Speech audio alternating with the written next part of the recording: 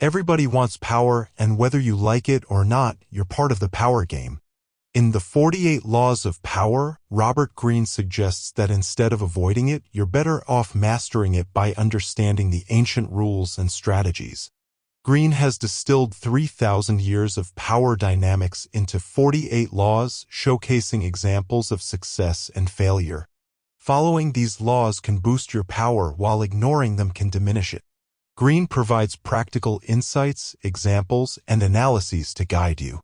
Originating from the aristocratic courts of old Europe, these laws revolve around a delicate dance for influence. Courtiers aim to serve the king, enhance their power, and fend off rivals. Deception played a crucial role, a skill still relevant in today's power dynamics. While the game hasn't changed much, it's become less literal. Deception now requires understanding human behavior, studying those around you, self-control, charm, adaptability, strategic thinking, and a dash of cunning. Here's a glimpse of the laws. Adopt a power mindset. Key takeaway: be strategic, not emotional. Identify goals and pursue them relentlessly. Example: Chinese Emperor Sung turned an enemy into an ally by hosting him, revealing evidence of a conspiracy, and making him a loyal follower. Communicate powerfully. Key takeaway: show, don't tell. Connect with others emotionally and win their hearts. Example: Michelangelo changed the perception of his sculpture's nose by altering the viewer's vantage point. Adopt behaviors that enhance your power.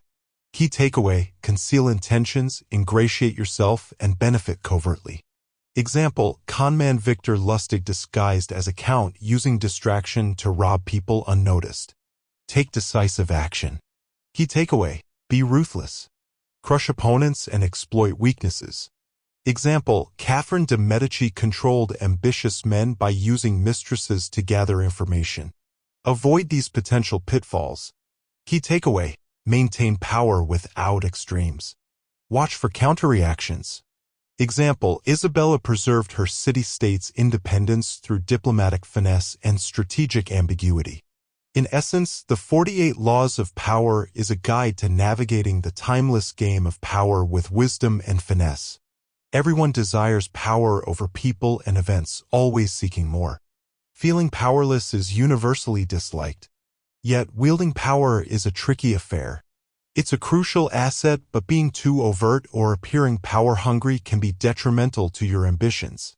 You must maintain a facade of fairness and decency while harboring cunning and ruthlessness beneath. To master the game of power, study how it played out in the aristocratic courts of the old world, where similar rules apply today. Everyone schemed for power, serving a higher authority while subtly pursuing personal gain. The challenge was to seem civilized on the surface while outmaneuvering rivals. The game hasn't changed much, it's just become more nuanced. Presenting a fair and civilized image is essential, but applying these principles literally would be a strategic blunder. To navigate the power landscape, respect niceties while employing deception and strategic maneuvers. As Niccolò Machiavelli said, any man who tries to be good all the time is bound to come to ruin among the great number who are not good. Those skilled at the power game manipulate others subtly, ensuring they remain oblivious to the manipulation. Some, claiming to be anti-power, employ strategies to disguise their maneuvers, such as presenting weakness as a virtue or advocating equality while selectively rewarding. Becoming an expert player involves accepting that opting out of the power game only leads to misery.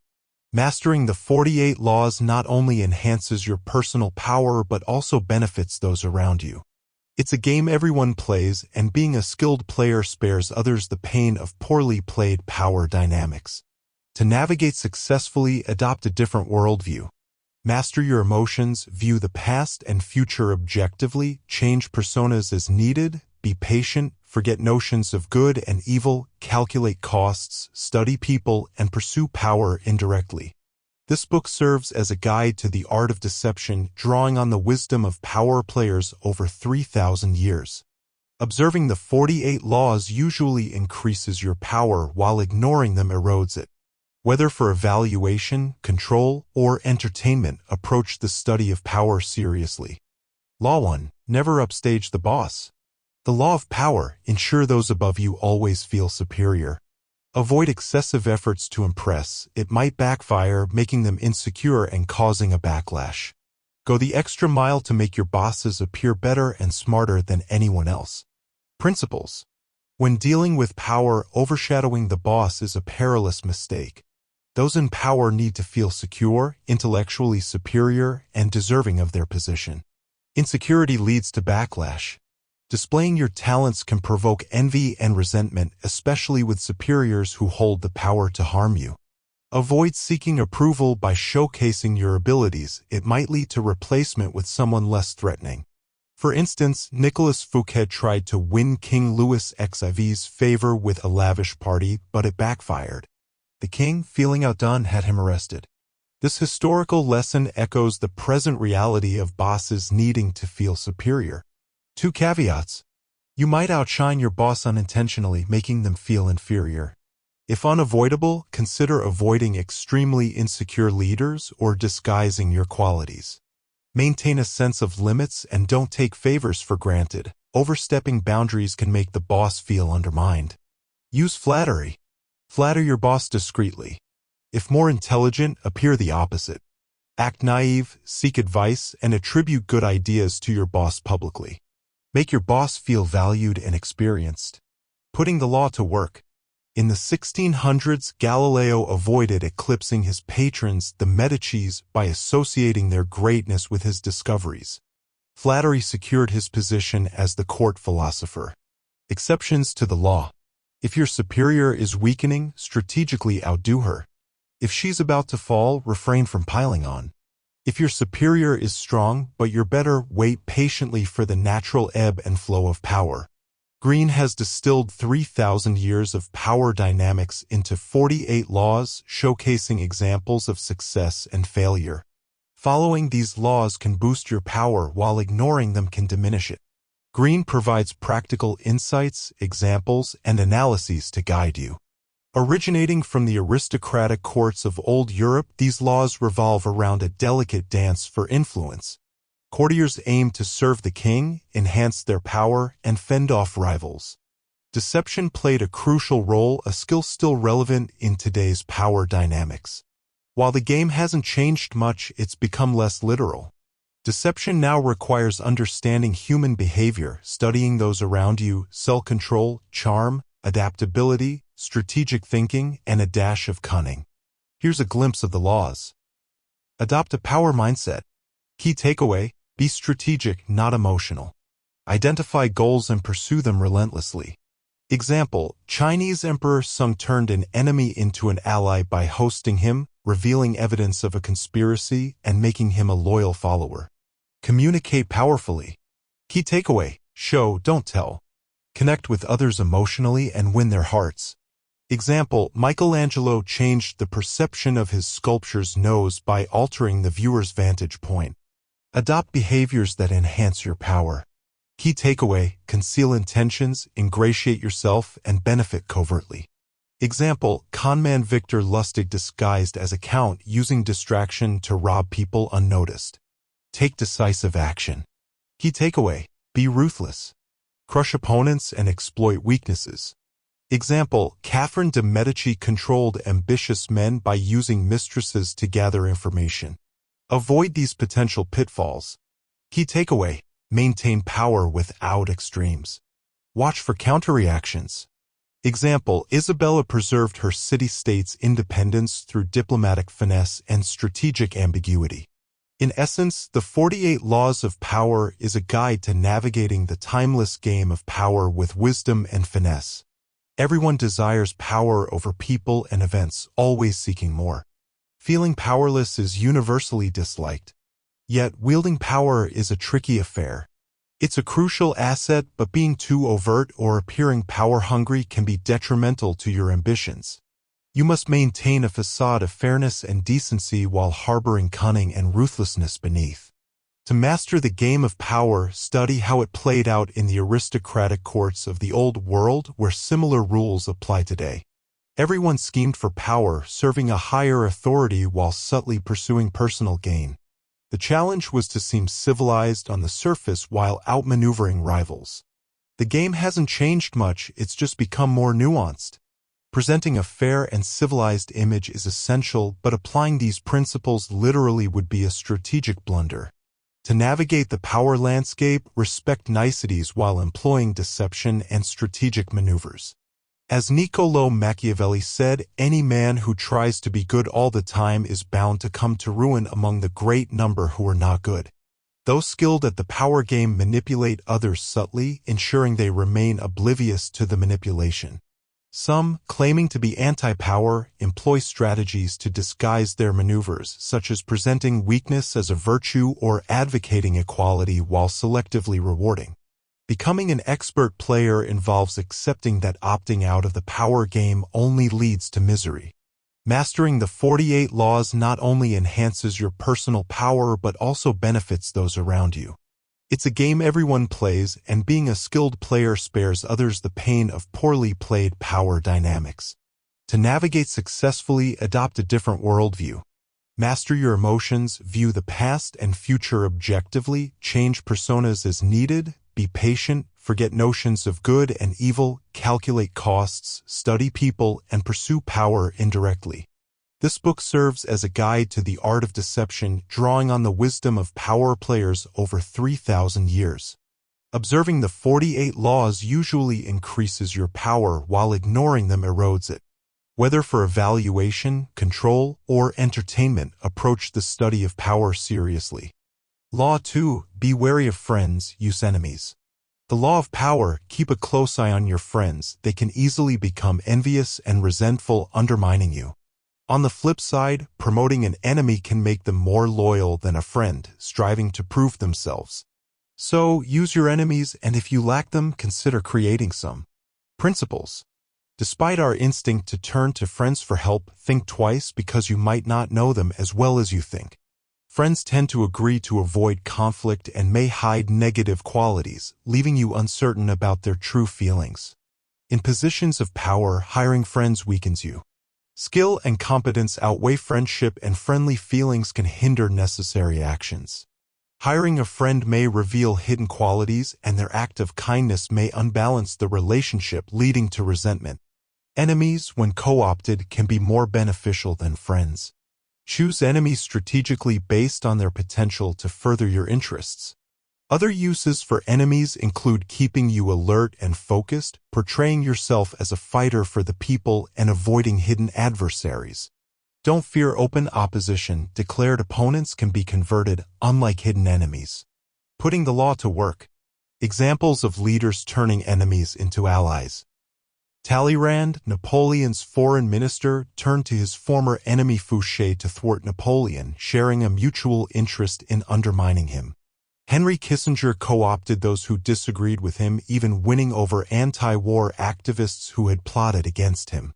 Chinese Emperor Sung converted an enemy, King Shu, into an ally through unexpected generosity and strategic sparing. Exceptions to the law.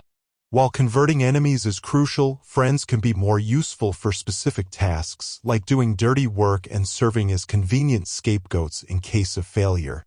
Choose someone close but not too important to maintain strategic relationships. Law 3. Hide what you're up to.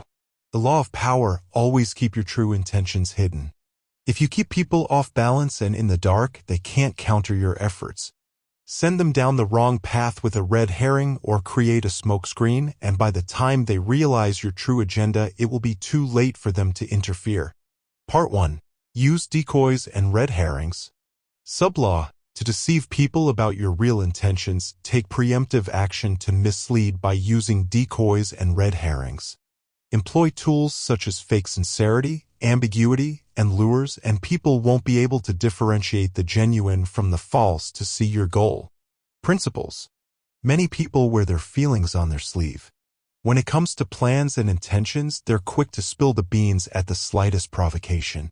People tend to be open books because talking about feelings and intentions comes naturally. Watching your mouth, monitoring and controlling what you say, takes effort. Moreover, they believe honesty and openness will win people over. However, honesty has distinct downsides. Honesty may offend rather than appeal. It's often better to tell people what they want to hear than the less flattering truth.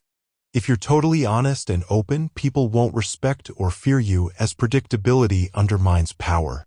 In contrast, gain and maintain the upper hand by concealing your intentions.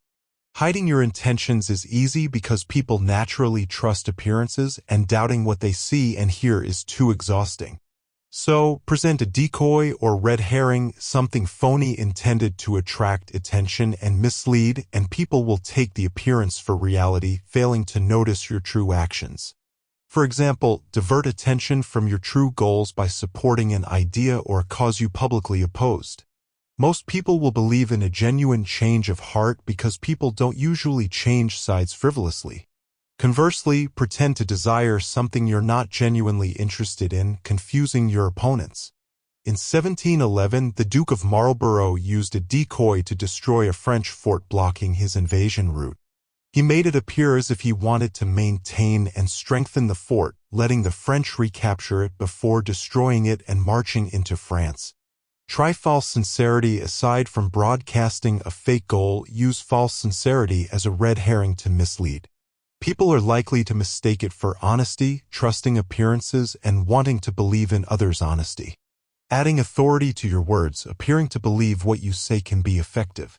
For example, Iago destroyed Othello by feigning deep concern about Desdemona's supposed infidelity. Othello trusted his false sincerity. Avoid overdoing fake sincerity to prevent arousing suspicions. To enhance its effectiveness, publicly emphasize the importance of honesty as a social value. Underscore your supposed honesty by occasionally revealing something seemingly personal but fake or irrelevant. Putting decoys to work. Otto von Bismarck, as a deputy in the Prussian parliament, succeeded in his aim of going to war by using a decoy. In the mid-1800s, when Germany debated unification and war against Austria, Bismarck opposed war at the time but distracted Austria by giving a speech against war and praising them. While confusing everyone, war was averted and Bismarck became a cabinet minister, allowing him to strengthen the army and unify Germany. Part 2. Use smokescreens. Sublaw. An effective way to deceive people is to hide your intentions behind a comfortable and familiar facade, a smokescreen that you create.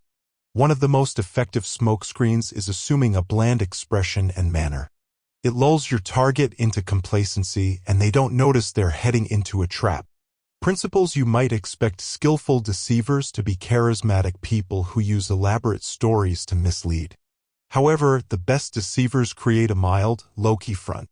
Use familiar scenarios and actions, a smokescreen, to lull your targets into complacency and trust. Once you get the sucker's attention with something familiar, they won't notice the real deception. It works because people can focus on only one thing at a time, not suspecting that the seemingly innocuous person is setting them up for a fall. By contrast, a decoy is set up to attract attention in an obvious way, while a smokescreen essentially lulls you to sleep or into a state of inattention. The simplest form of a smokescreen is a blank facial expression.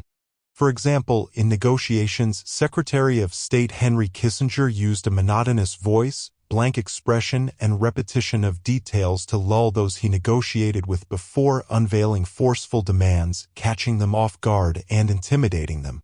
Smokescreens can be employed using psychological weaknesses. Make a seemingly noble gesture. People like noble gestures, creating good feelings, but they may conceal other purposes.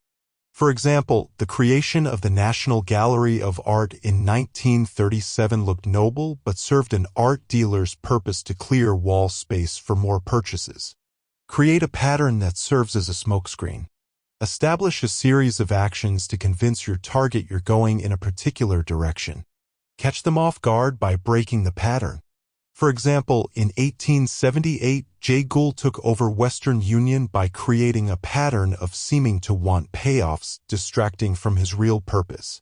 Exploit the human tendency to mistake appearance for reality. Seem to blend into a group. If done well, you won't arouse suspicions, using your cover to pursue your real purpose.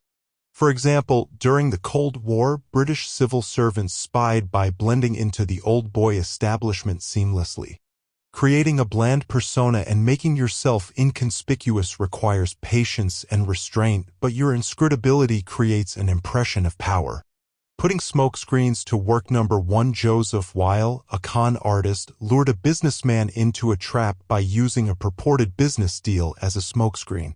Diesel thought he was buying property but was drawn into betting money on a fixed boxing match, leaving his money behind as he fled, thinking the boxer had been killed. Putting smoke screens to work. Number 2. In the 1920s, Haile Selassie used apparent innocence to disarm a military leader conspiring against him. By distracting with a banquet, Selassie's troops surrounded the army, buying their weapons and forcing the leader to surrender. Exceptions to the law: diversionary tactics fail if you're known to be a deceiver. Admit past behavior and pretend to be repentant to overcome suspicion. Conspicuous gestures can be effective diversionary tactics occasionally.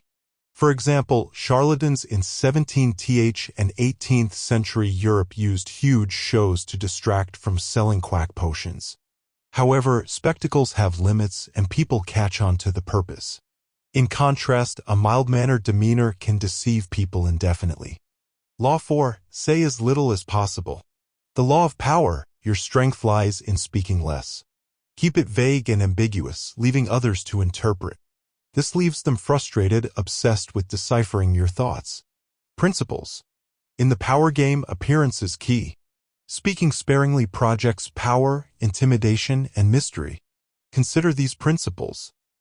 Silence discomforts others; they want to know your thoughts. By controlling your words, you keep them guessing. Short responses prompt defensiveness, revealing motivations and weaknesses. Their fixation on your brief comments enhances your power. In most cases, less talk implies importance and profundity, cultivating an air of mystery. Andy Warhol wielded power through ambiguity, purposefully making enigmatic comments that left interpreters baffled yet intrigued. Apart from appearing significant, saying little avoids the risk of costly, foolish remarks. Russian rebel Ryleyev paid with his life for talking too much. A hanged rope incident turned fatal due to his ill-timed comment. Putting the law to work. King Louis XIV harnessed brevity and silence to wield power. When underlings presented issues, they debated first and then selected 2 representatives to state their cases.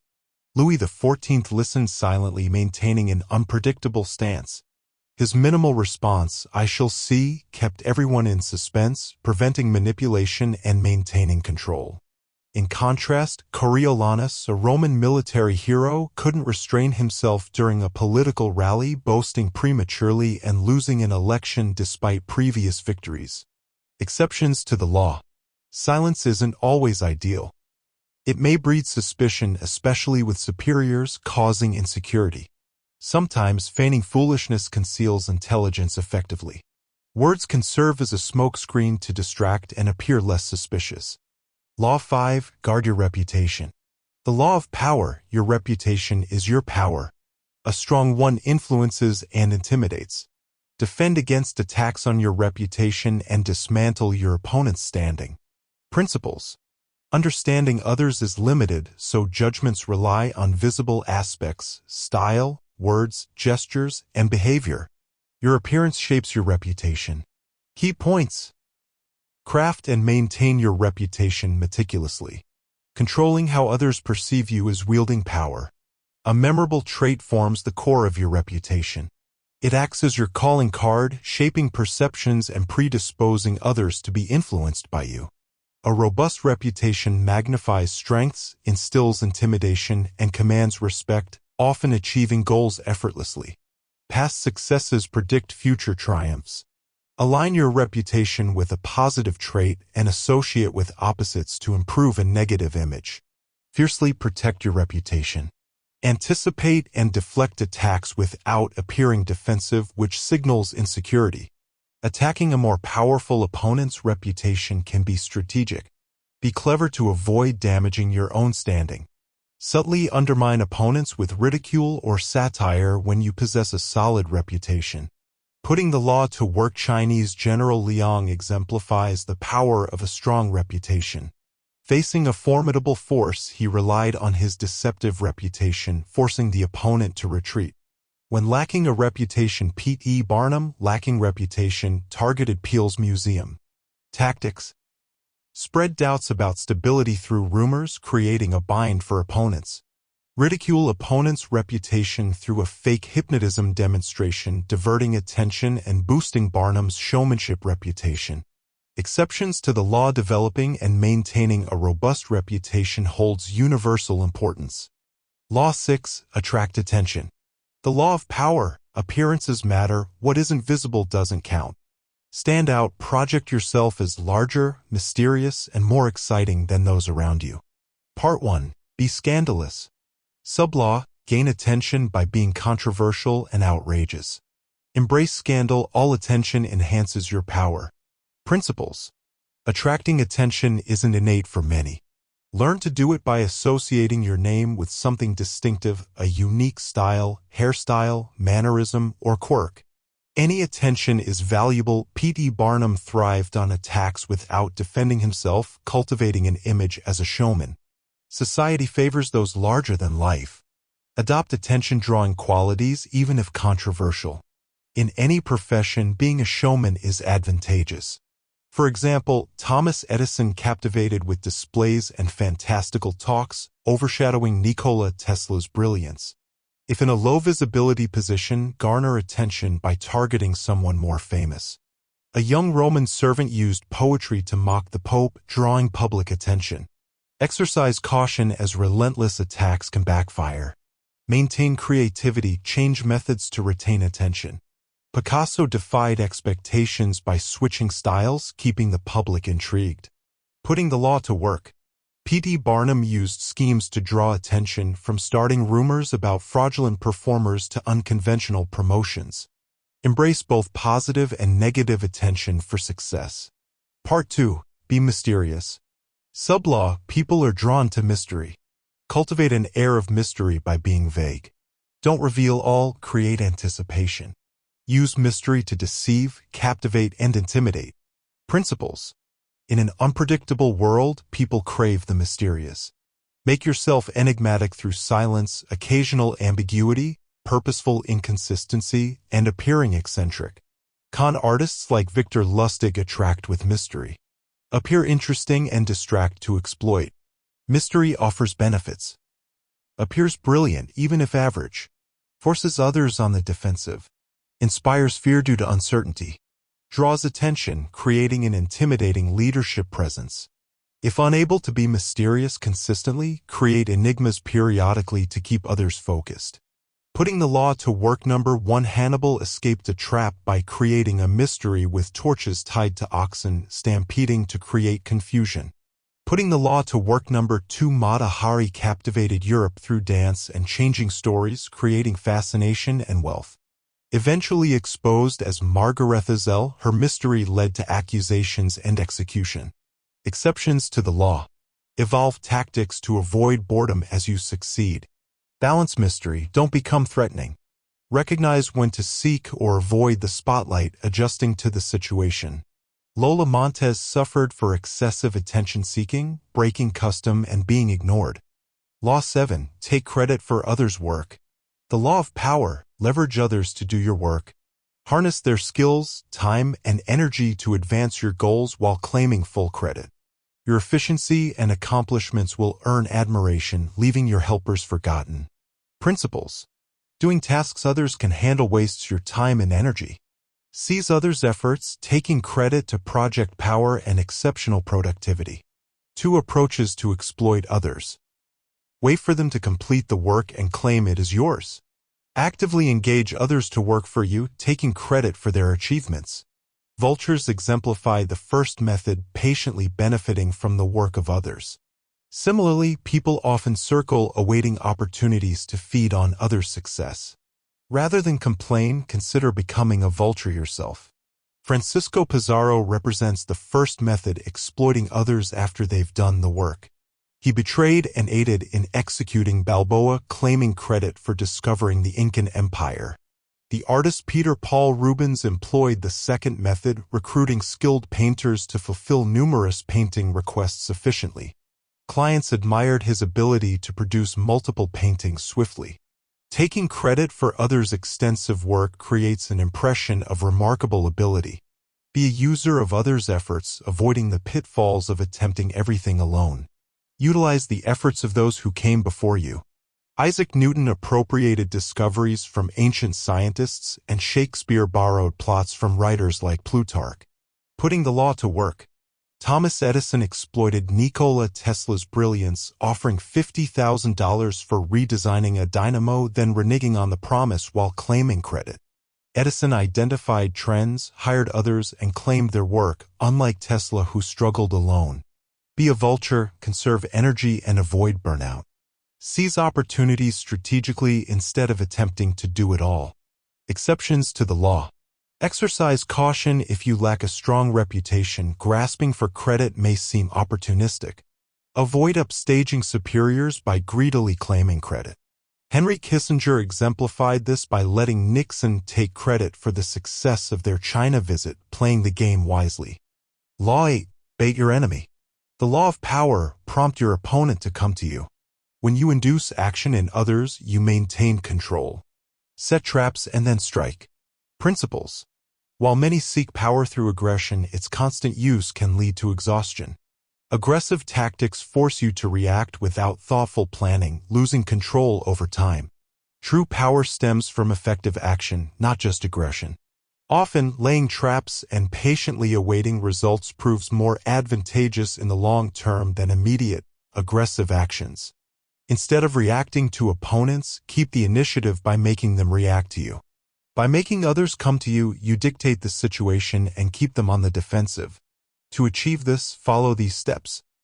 Manage your emotions, avoiding impulsive actions.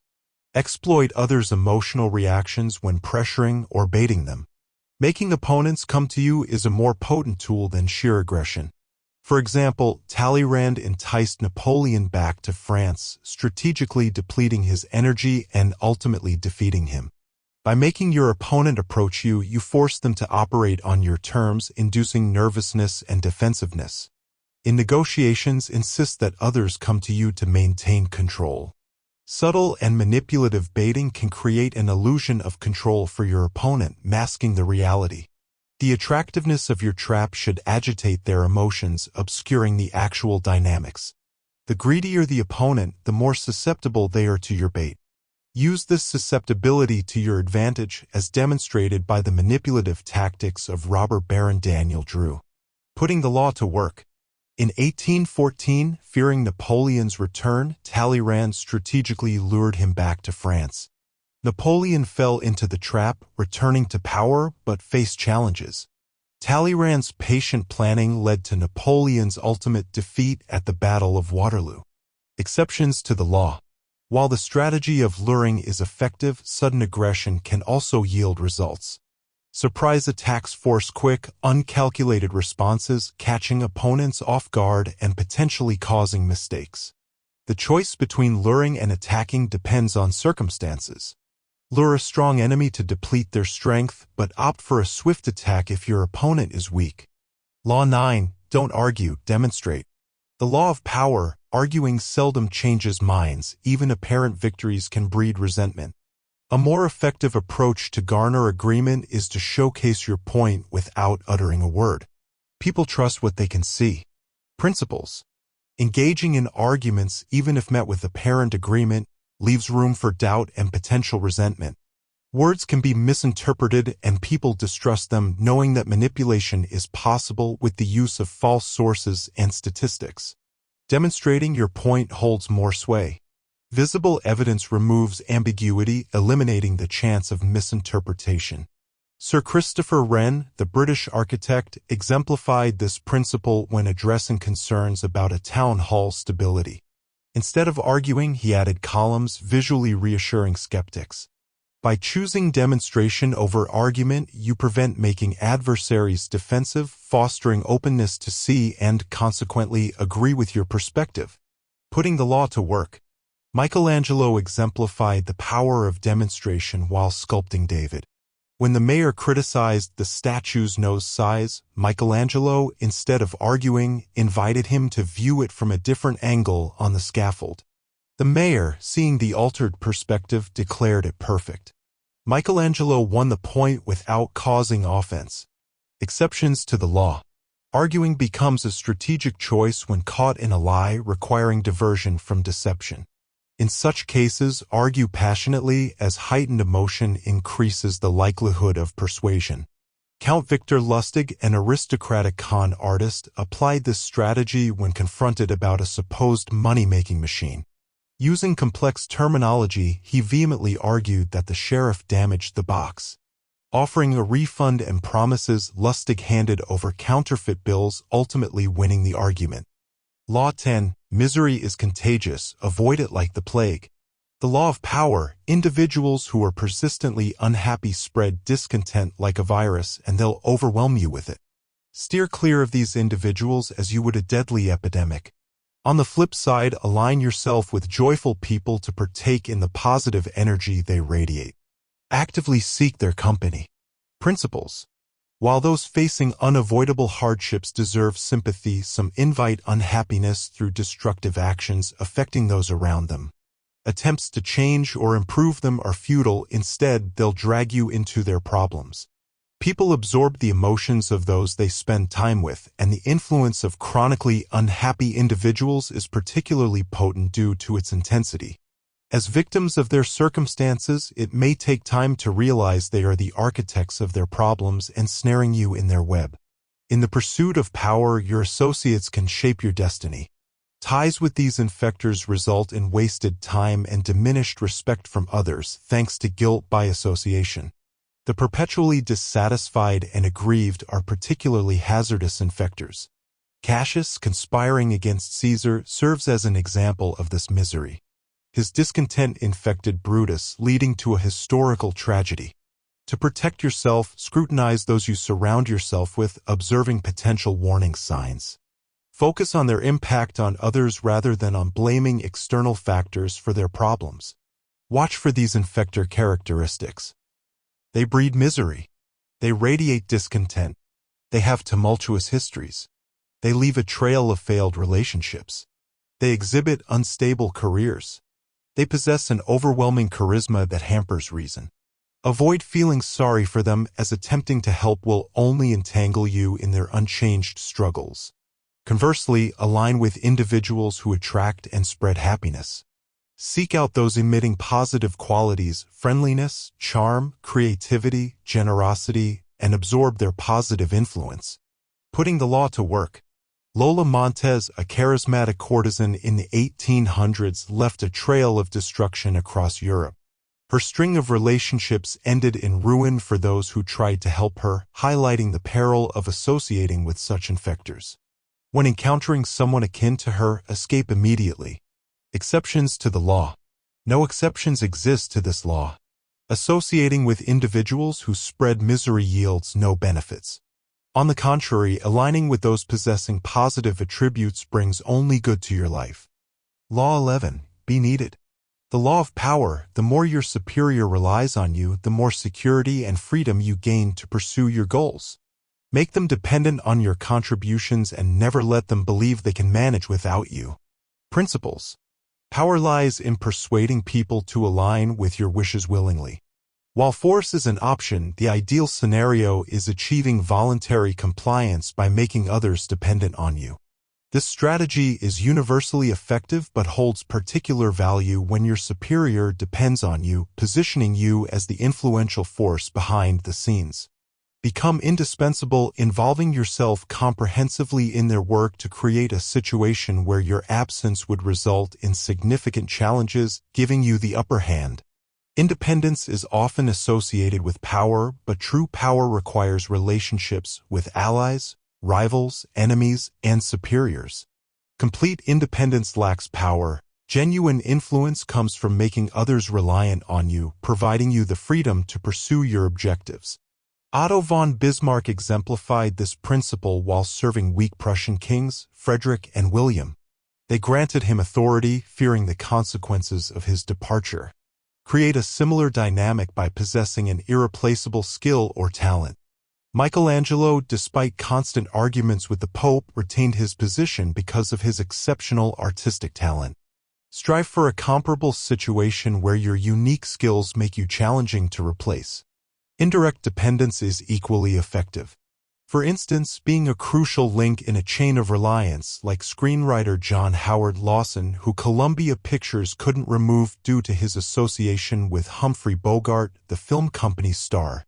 2 approaches to wielding your talent effectively include specializing in one exceptional skill, more transportable, or applying your talents broadly, as seen in Henry Kissinger's broad involvement in Richard Nixon's administration. Knowing others' secrets is another path to dependency. Intelligence chiefs, including J. Edgar Hoover, wielded such knowledge for job security, though living in constant paranoia. Remember, don't anticipate love from your boss for your indispensable role. Fear often secures job stability better than affection. Putting the law to work. Ensure your indispensability remains unquestionable. Stay vigilant, as someone more appealing or less threatening could replace you at any moment. The unexpected success of a competitor could render you expendable. Learn from history where accomplished military leaders faced imprisonment or execution when their success became a threat. Otto von Bismarck, however, ensured his irreplaceability by aligning with weak kings, building mutual dependence. Exceptions to the law.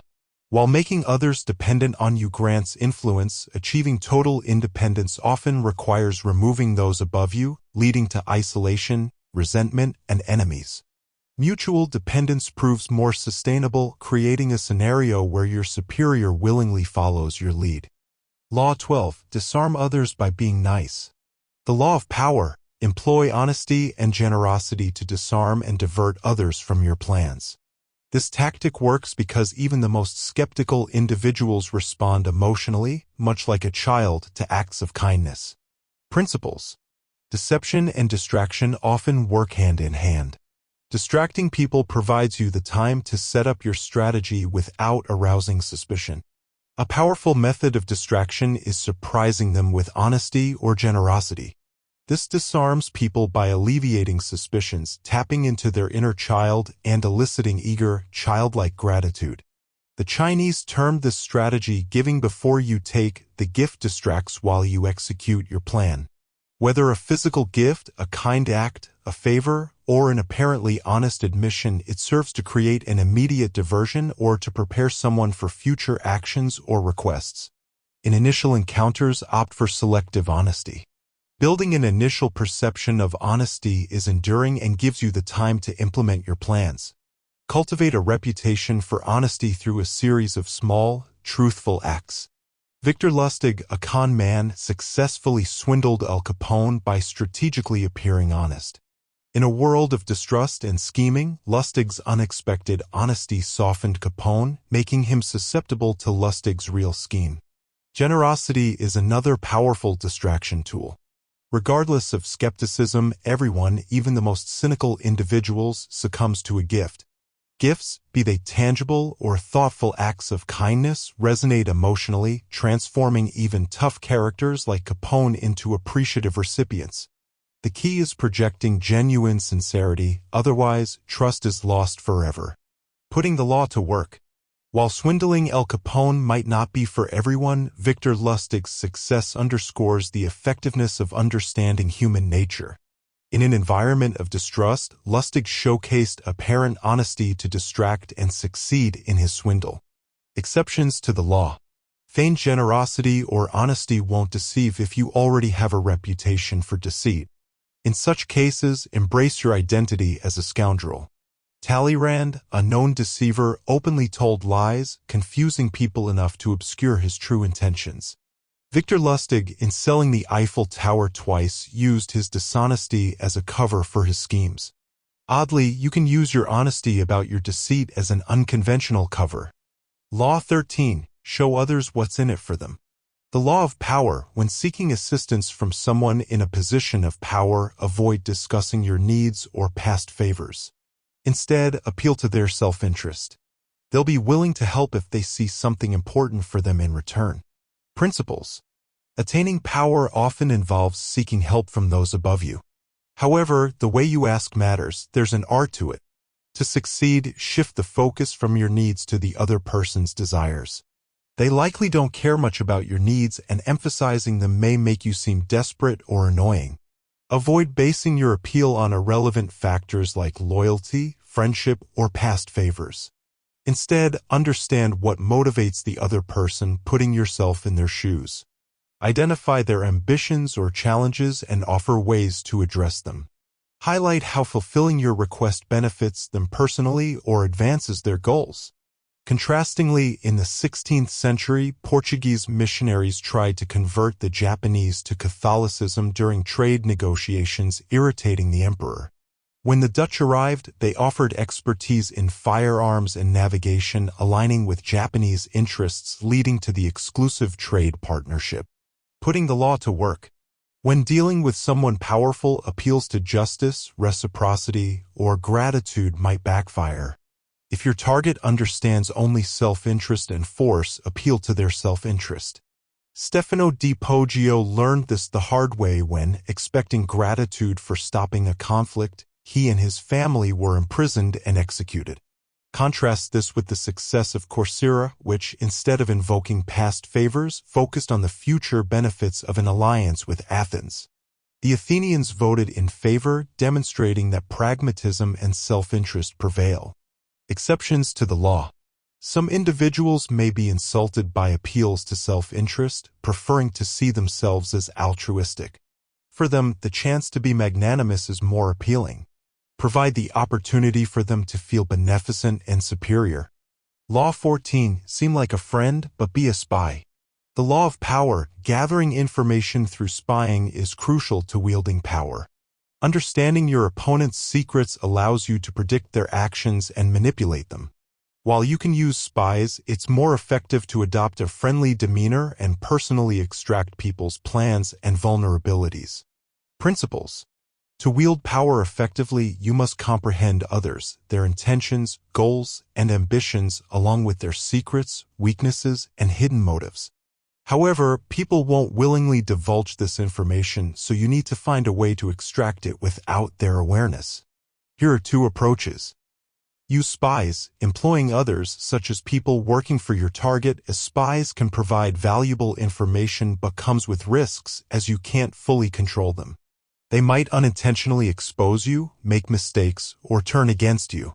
Be a spy yourself, pose as a friend, and listen attentively. It's simple and powerful to appear friendly while gathering information. Encourage others to talk, saying little yourself, and listen actively. Additional tips. Be particularly attentive at social events where people are relaxed and open. Show genuine interest, say little, and build alliances while learning secrets. Avoid being too overt in probing for information to prevent arousing suspicion. Use friendly conversation.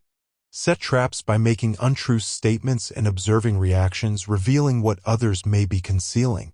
Employ the tactic of pretending to share confidences, eliciting genuine revelations. Strongly disagreeing with someone can also prompt them to reveal more than intended. The information gained from spying is a form of power, allowing you to anticipate others' actions and plan accordingly. Putting the law to work. Knowledge acquired through spying gives you an aura of omnipotence, making others irresistibly drawn to you. Joseph Devine, a highly successful art dealer, used spying to his advantage. Seeking to secure Andrew Mellon as a client, Devine paid Mellon's staff for information on his tastes and habits. Armed with this knowledge, Devine strategically engaged with Mellon, showcasing shared interests and tastes, ultimately making Mellon his most lucrative client. Exceptions to the law. While you spy on others, remember they may be spying on you. This offers an opportunity to feed false information, gaining control of the game. During World War II, as Germans targeted London with rocket bombs, the British, aware of German spies, replaced them with their agents, providing misleading information and disrupting the enemy's plans. Law 15. Annihilate your enemy. The law of power, completely defeat your enemy. Leaving any ember smoldering invites future conflict. Leniency is a luxury you can't afford. Principles. History is filled with leaders who, in defeating their enemies, showed mercy by sparing their lives. However, these enemies often nursed resentment and grew more determined until they could retaliate. Your enemies harbor animosity and seek your elimination. To secure peace, reciprocate accordingly. When you gain the upper hand, deliver a decisive blow. This doesn't necessarily mean taking lives, but neutralizing them completely, stripping away their ability to retaliate. In the past, banishment was a common approach.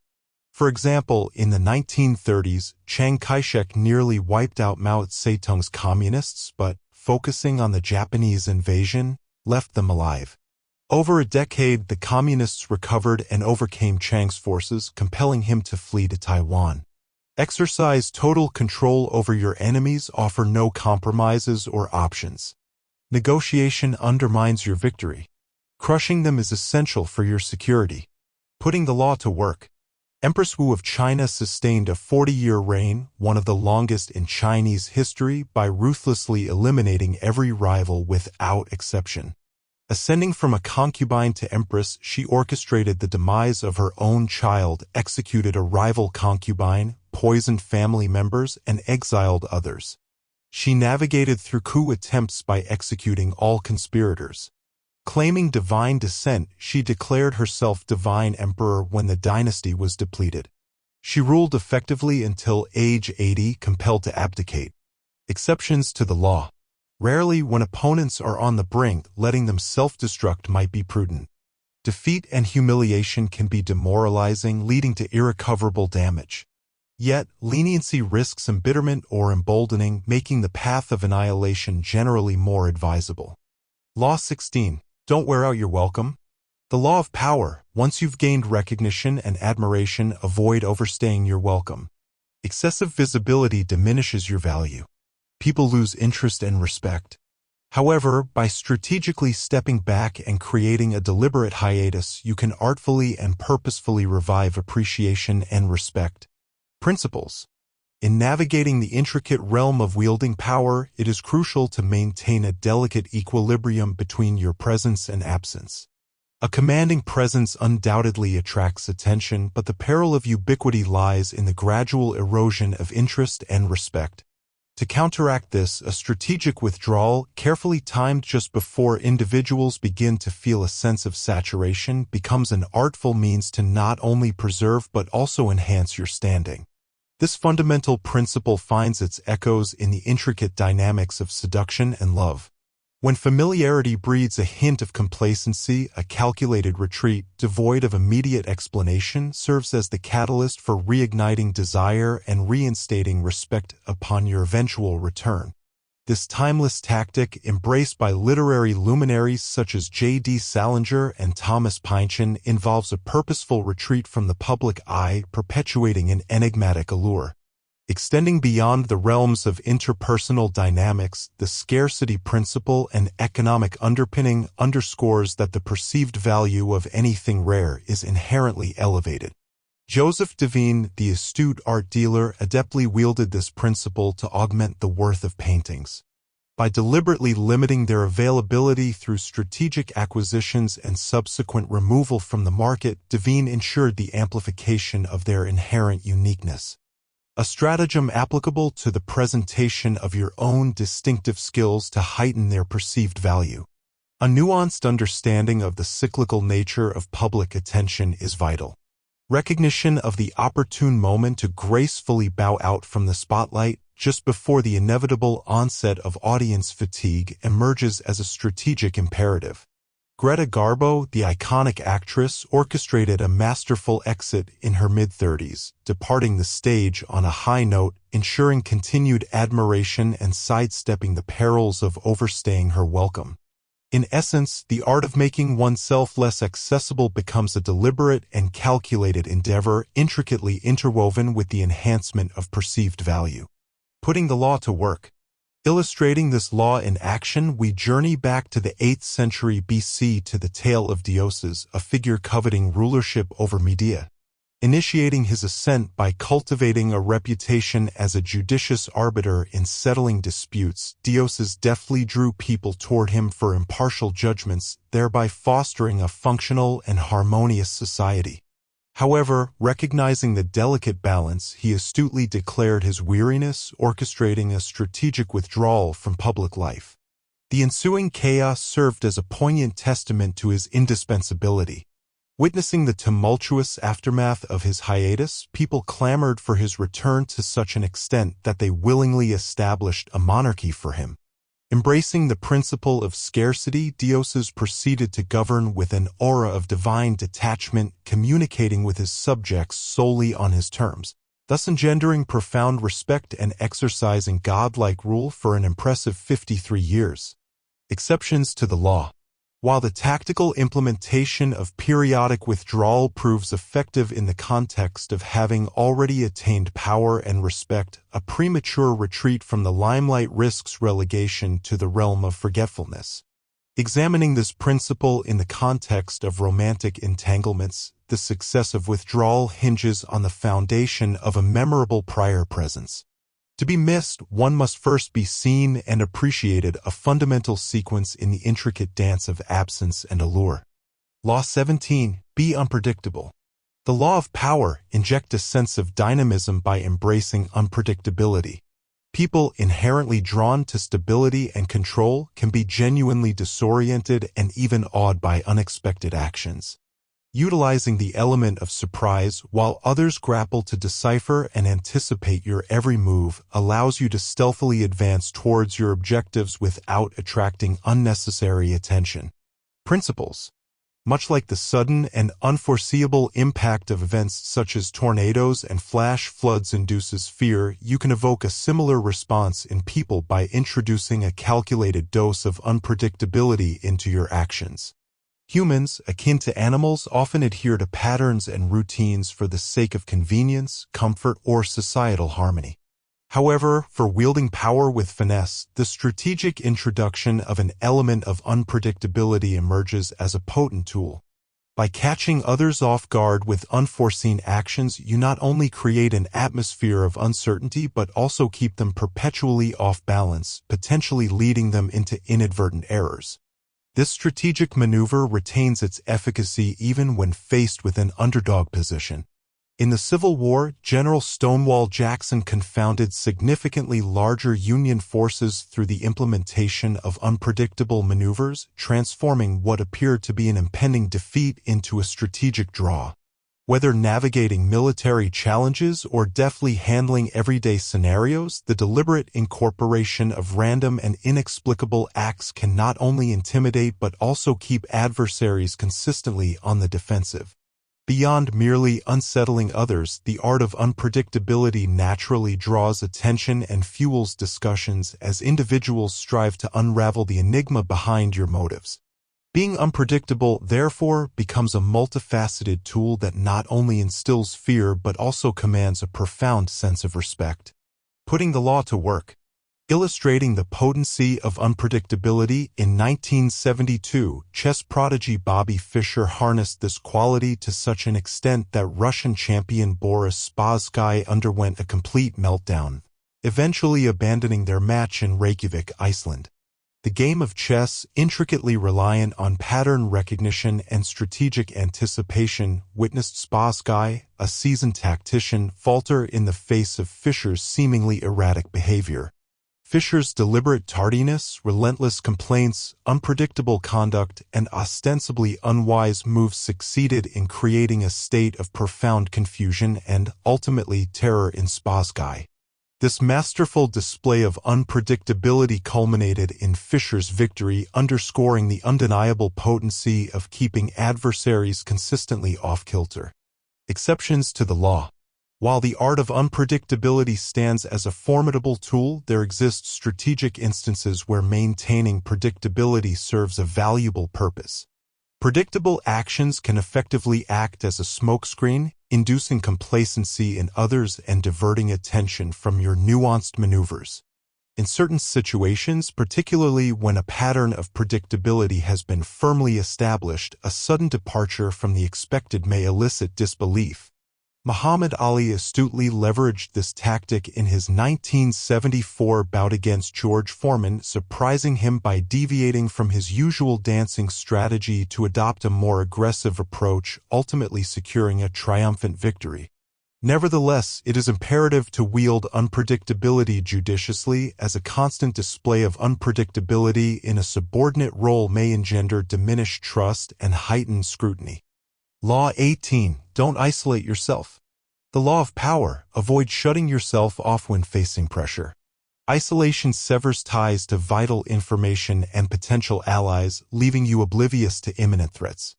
Instead, prioritize sociability. Engaging with others amplifies your influence. Principles. In moments of pressure or threat, the inclination to withdraw and isolate can be strong. However, succumbing to this impulse is a strategic error. Military leaders grasp the peril of enclosing themselves within protective walls.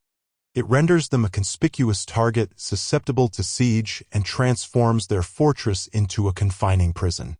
Limited information from a shrinking circle hampers decision-making, and the lack of external intelligence compounds the risk. History shows that such isolation often culminates in defeat. This concept extends beyond the realm of military strategy. Personal power thrives on social interaction. A leader must occupy the hub of activity, attuned to the dynamics of their surroundings.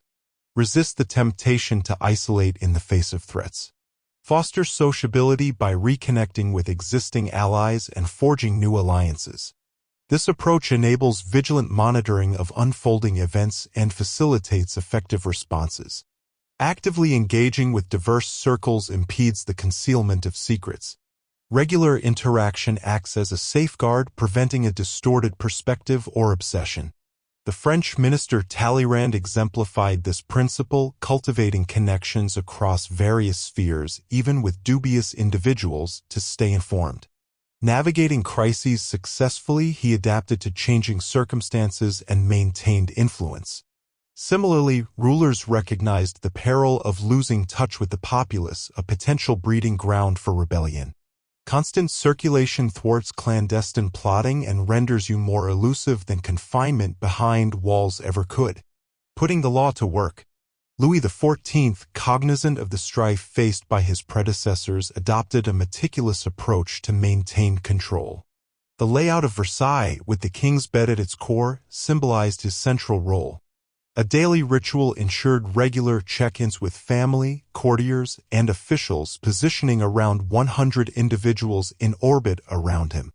This perpetual togetherness allowed Louis XIV to remain astutely aware, preventing anything from escaping his notice. By anchoring court activity around himself, he sustained peace for 5 decades. Exceptions to the law. Isolation may serve a purpose when clarity and perspective are paramount, requiring undistracted contemplation. For instance, Machiavelli penned The Prince during exile, and prisoners have produced notable works in moments of solitude. However, ensure that isolation remains transient, preventing its transformation into a quagmire. Law 19. Know your victim. The law of power. People come in various types, and each responds differently to deception. Recognize your target and avoid those who may be a waste of your time or seek revenge. Practical insights. In your pursuit of power, a one-size-fits-all approach won't suffice. People exhibit diverse characteristics, requiring discernment to tailor your strategy accordingly. Recognizing the type of person you're dealing with is crucial. Identifying the 5 most problematic types is imperative, as engaging with them could prove futile or even detrimental.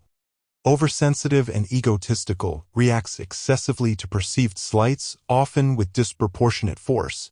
Insecure and fragile, nurtures hurt feelings, launching subtle attacks that accumulate over time. Pathologically suspicious, paranoia-driven, easily deceived but potentially dangerous if turned against you. Cold and calculating, suppresses immediate anger, biding time for calculated revenge. Handle with caution. Slow-witted or literal, lacks the intellect to grasp complex schemes. Testing with humor or metaphor reveals their limitations. Mastering the art of reading people is indispensable for wielding power effectively. Failure to comprehend your targets can lead to wasted time or, at worst, self-inflicted trouble, such as inadvertently insulting those you aim to flatter or triggering their insecurities. Before engaging, conduct thorough research. Relying on instincts or appearances is risky, as people adeptly conceal their true nature. Putting the law to work. Numerous historical instances underscore the repercussions of underestimating or misunderstanding adversaries. Oversensitive and egotistical, a powerful Shah dismissed Genghis Khan's alliance offers, assuming superiority, and met his downfall. Oversensitive and egotistical, in 1910, a con artist, Joe Fury, underestimated a Texas rancher, triggering a 5-year mission for retribution. Literal. Henry Ford's literal mindset baffled art dealers, thwarting attempts to sell him a collection with a beautifully illustrated book. Exceptions to the law. Understanding individuals before dealings is a universal imperative with no exceptions. Law 20. Don't take sides. The law of power, refrain from aligning with any cause or faction except yourself. Independence ensures control. As others vie for your attention, you can skillfully play one side against another. Part 1. Be courted by everyone.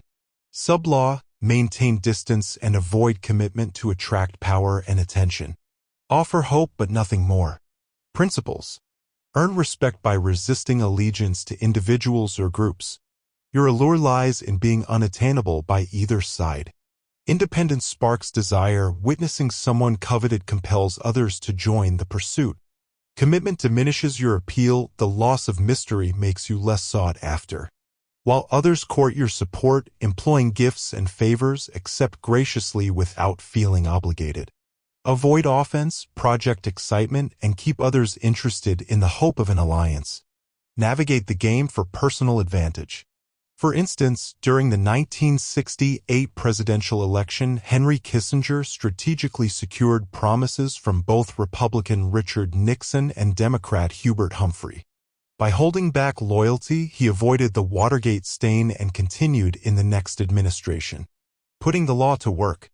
Queen Elizabeth I, facing pressure to marry, astutely allowed suitors to court her without commitment. Recognizing the potential pitfalls of marriage, she preserved her power, ruled peacefully, and avoided conflicts and wars. Part 2. Stay above the fray. Sub-law, resist involvement in petty conflicts. Show interest, feign support, but remain neutral. Let others exhaust themselves, positioning you for strategic gains. Principles. People will try to entangle you in their quarrels. Resist, as their issues offer no benefits. Maintain interest and feign support without emotional involvement. Refusing commitment safeguards autonomy and initiative. By letting others tire, you may capitalize on their exhaustion or position yourself strategically. President George Washington, by refusing to align with France, aimed for autonomy, positioning the United States as an equal power. Putting the law to work. Isabella, a ruler in 15th century Italy, navigated her city-state's independence amid warring neighbors. Open to overtures without acceptance, engaging in negotiations and strategic maneuvers, she preserved her territory for a century after her death. Exceptions to the law.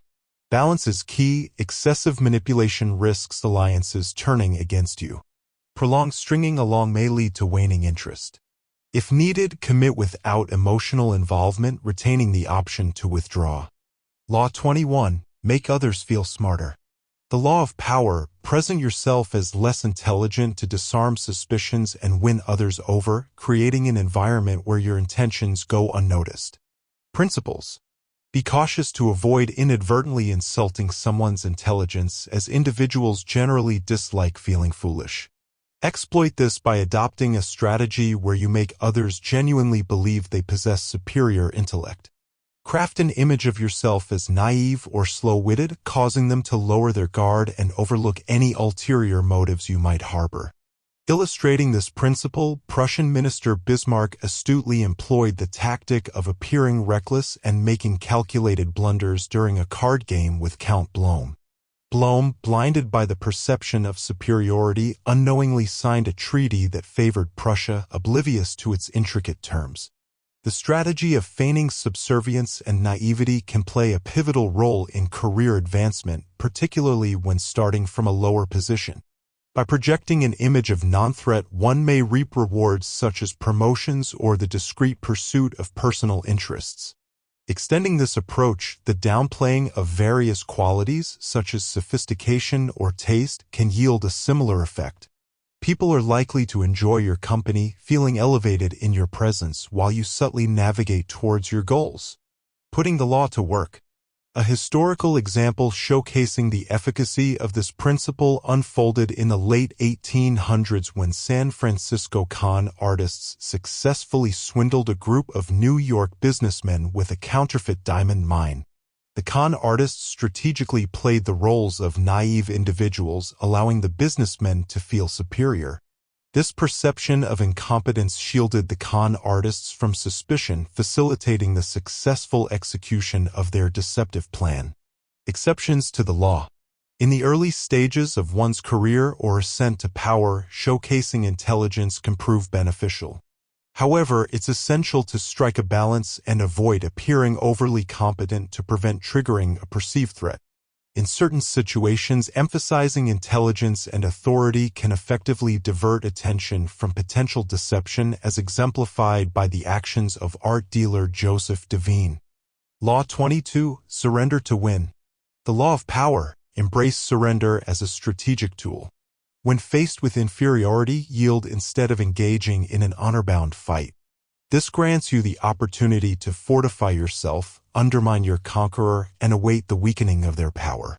Victory will be yours in due course. Principles. Contrary to intuition, yielding to adversaries can position you for control and eventual triumph. Conventional reactions to aggression often escalate problems, leading to a destructive cycle of counteraggression. If you find yourself in the weaker position, engaging in aggressive combat is a path to decimation. A more astute approach is surrender, turning the other cheek. This halts the adversary's aggression, creating confusion and providing you with the upper hand. While your opponent believes they have vanquished you, you gain the space to strengthen yourself, identify vulnerabilities, and plot your retaliation. Externally compliant, internally resolute, the art lies in maintaining this facade long enough for your opponent to perceive their victory. Premature revelation risks ruin and prolonged suffering. The urge to flee when overpowered is tempting, but distance won't ensure safety. Remaining in proximity, ready to strike when the time is ripe, proves more advantageous. In ancient China, King Gojian, after losing to the ruler of Wu, opted not to escape but surrendered his wealth and worked in Wu's stables. Observing and learning, he later returned to conquer a weakened Wu amid internal strife and drought. Power is fluid, and those at the pinnacle today will inevitably descend. Surrender strategically places you to capitalize when the eventual downfall occurs. Putting the law to work. German writer Bertolt Brecht, a communist fleeing Hitler's rise, sought refuge in the U.S. film industry. Amid the McCarthy-era's Hollywood purges, he navigated the House Un-American Activities Committee with deference and ambiguity. Politeness and elusive answers, coupled with linguistic confusion, led to Brecht's swift dismissal. He emerged unscathed, continuing his work while subtly mocking the committee's ignorance. By feigning respect and surrender, Brecht elevated the committee's importance while cleverly sidestepping their understanding of his work. Exceptions to the law. Arguments for martyrdom or unwavering resistance may arise, especially for causes seemingly transcending personal survival. However, longevity allows for future opportunities. Endure until the tide turns, ensuring you're alive to reap the benefits. Law 23. Focus your efforts. The law of power. Save your energy and resources by directing them where they matter most. Concentrate on tapping into the richest source rather than scattering your efforts across various avenues. Principles. People often feel scattered, diminishing their energy and effectiveness. The key is to prioritize and focus on what truly matters. The same principle applies to wielding power. Zero in on your primary goal and you'll achieve it without diluting your efforts and resources. When Casanova faced imprisonment, his singular focus on escape sustained him through the challenges. Even after relocation to a new cell following months of secret digging, he persisted and eventually succeeded in breaking free. Whether in a position of power or striving for it, align yourself with those more influential. Concentrate on impressing your top prospect rather than spreading yourself thin among potential allies for greater success and resource conservation. Scientist Nikola Tesla's independence-seeking approach wore him out dealing with numerous sources. In contrast, Michelangelo thrived under Pope Julius II's patronage, as did Galileo with the Medicis.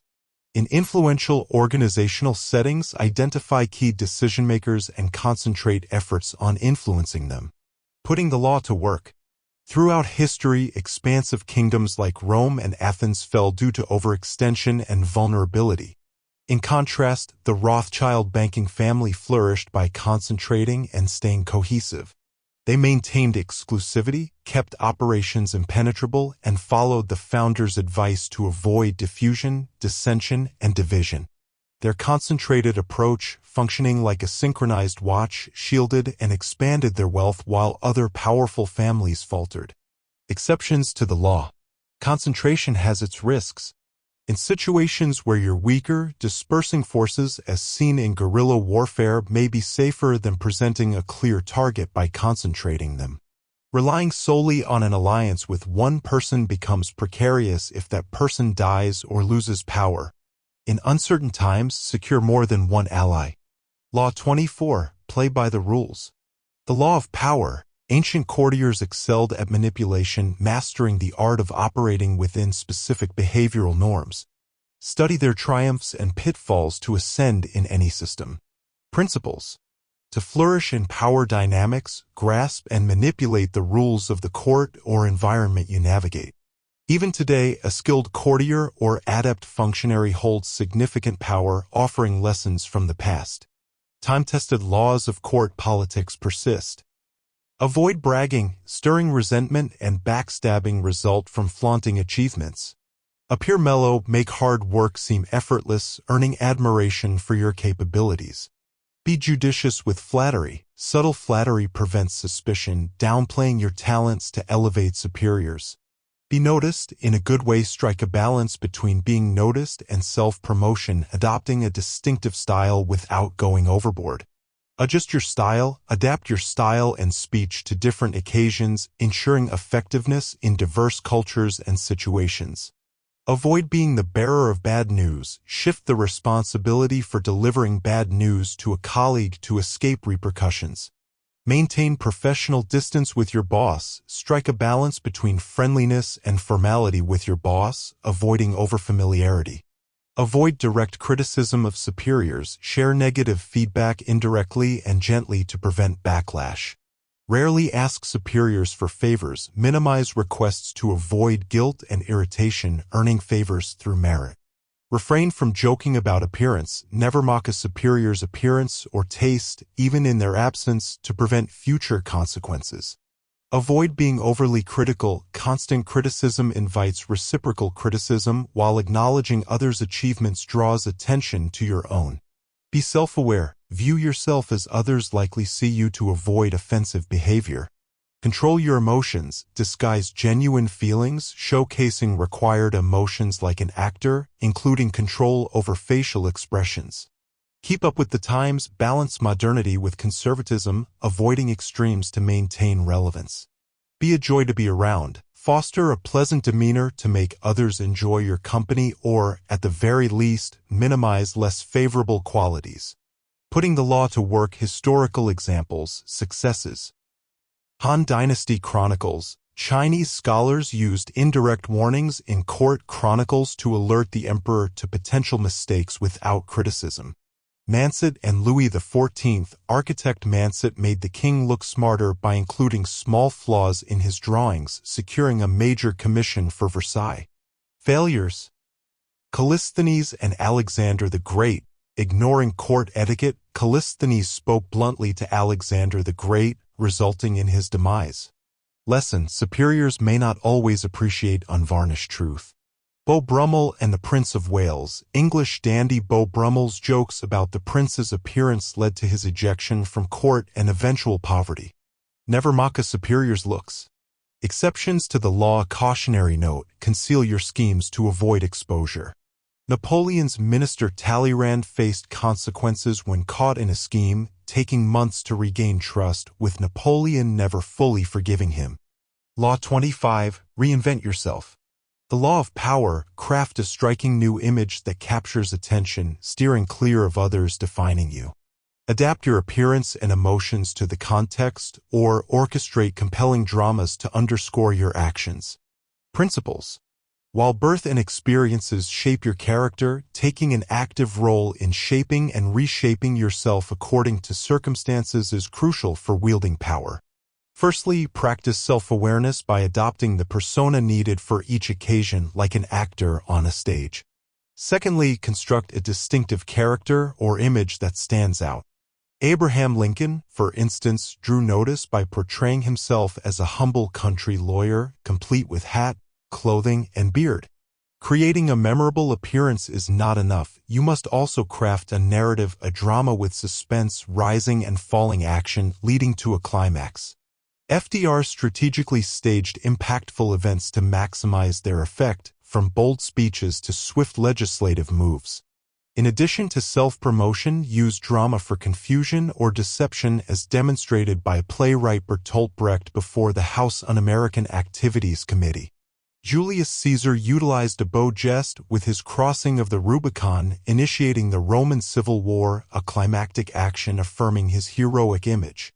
Leverage entrances and exits for dramatic impact, but avoid overacting. Putting the law to work. Julius Caesar, a master of appearances, staged dramatic events, dressed theatrically, and strategically delivered his lines. In battle, he rode a prominent horse, symbolizing his godlike status. Even in his final moments, Caesar embraced the dramatic. Similarly, in 1800s Paris, Aurore Dupin-Dudevant transformed into George Sand, a male author. Successfully navigating the literary world, she periodically altered her character to evade monotony while maintaining her true self in private. Refusing societal constraints on women, she wielded a powerful role, controlling her destiny. Exceptions to the law. No exceptions exist. Skillfully craft and play your roles, avoiding poorly executed theater, as bad performances are universally disliked. Law 26. Keep your hands clean. The law of power. In the complex landscape of power dynamics, errors are an inevitable aspect and intricate situations frequently arise. However, it is of utmost importance to meticulously uphold cleanliness in your actions. This entails not only deftly concealing your mistakes but also strategically designating scapegoats to bear the brunt of blame and enlisting the services of cat's paws or fixers to adeptly navigate and resolve issues, all the while shrouding your direct involvement. Part 1. Meticulously conceal your mistakes. Sub-law. The foundation of your reputation rests more on what remains obscured than what is laid bare. Astute individuals, well-versed in the nuances of power dynamics, understand the significance of not only concealing errors but also orchestrating scenarios where someone else willingly assumes the mantle of blame. It is prudent to keep a readily available scapegoat for such exigencies. Principles. The adept handling of mistakes is a defining characteristic of powerful individuals. The pitfalls of making excuses or offering apologies are manifest as they inevitably raise suspicions regarding competence and motives. Swiftly diverting attention to an alternative source is pivotal, necessitating the strategic implementation of a scapegoat. Throughout history, the symbolic role of scapegoats has been evident, from ancient Hebrew rituals to the sacrificial practices of various civilizations. Even in modern leadership, figures like Mao and FDR resorted to scapegoats as a means to deflect failure and preserve their image. Guidelines for employing scapegoats. Opting for innocent parties helps sidestep martyrdom. Exercising caution to avoid inadvertently creating martyrs is paramount. The focus should consistently remain on portraying oneself as the victim. Selecting an individual of higher power can be an effective choice. Choosing a close associate sets the stage for a dramatic fall, adding a layer of intrigue to the narrative. Putting the law to work. Illustratively, a Chinese general grappling with logistical challenges pertaining to his army's food supply opted to scapegoat his chief supply officer, skillfully averting the imminent threat of mutiny. Part 2. Strategic deployment of a cat's paw. Sub-law. When confronted with tasks that may elicit public disapproval, astute individuals enlist the services of a cat's paw or fixer to execute these tasks, thereby shielding themselves from potential harm or culpability. The term cat's paw draws its origins from an anecdote involving a monkey using a cat's paw to retrieve chestnuts from a fire, securing the desired outcome without incurring harm. Principles: the utilization of cat's paws serves a dual purpose, preserving outward appearances by ensuring one's hands remain untarnished and conserving valuable energy and effort.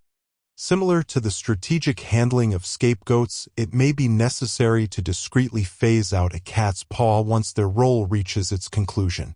The historical precedent set by Joseph Weil, a proficient con artist, exemplifies the adept use of cat's paws to execute schemes while diverting attention away from the mastermind.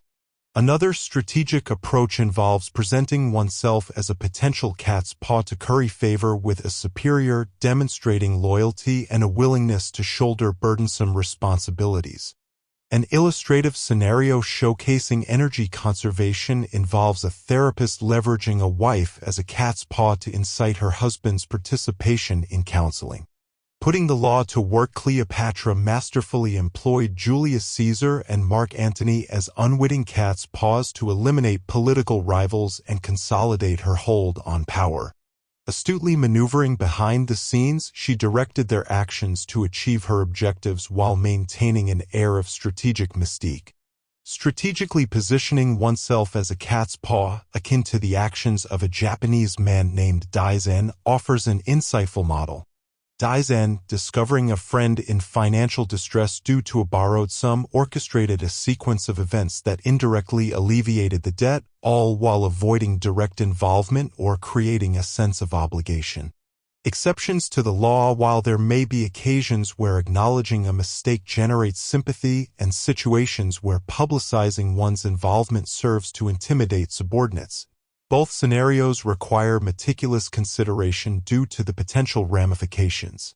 Nevertheless, the overarching wisdom often leans towards the judicious utilization of a cat's paw as the preferable option. Law 27. Cultivate a devoted following. The law of power: capitalize on the innate human desire for belief and belonging. Provide a cause that is alluring yet vaguely defined, ignite enthusiasm.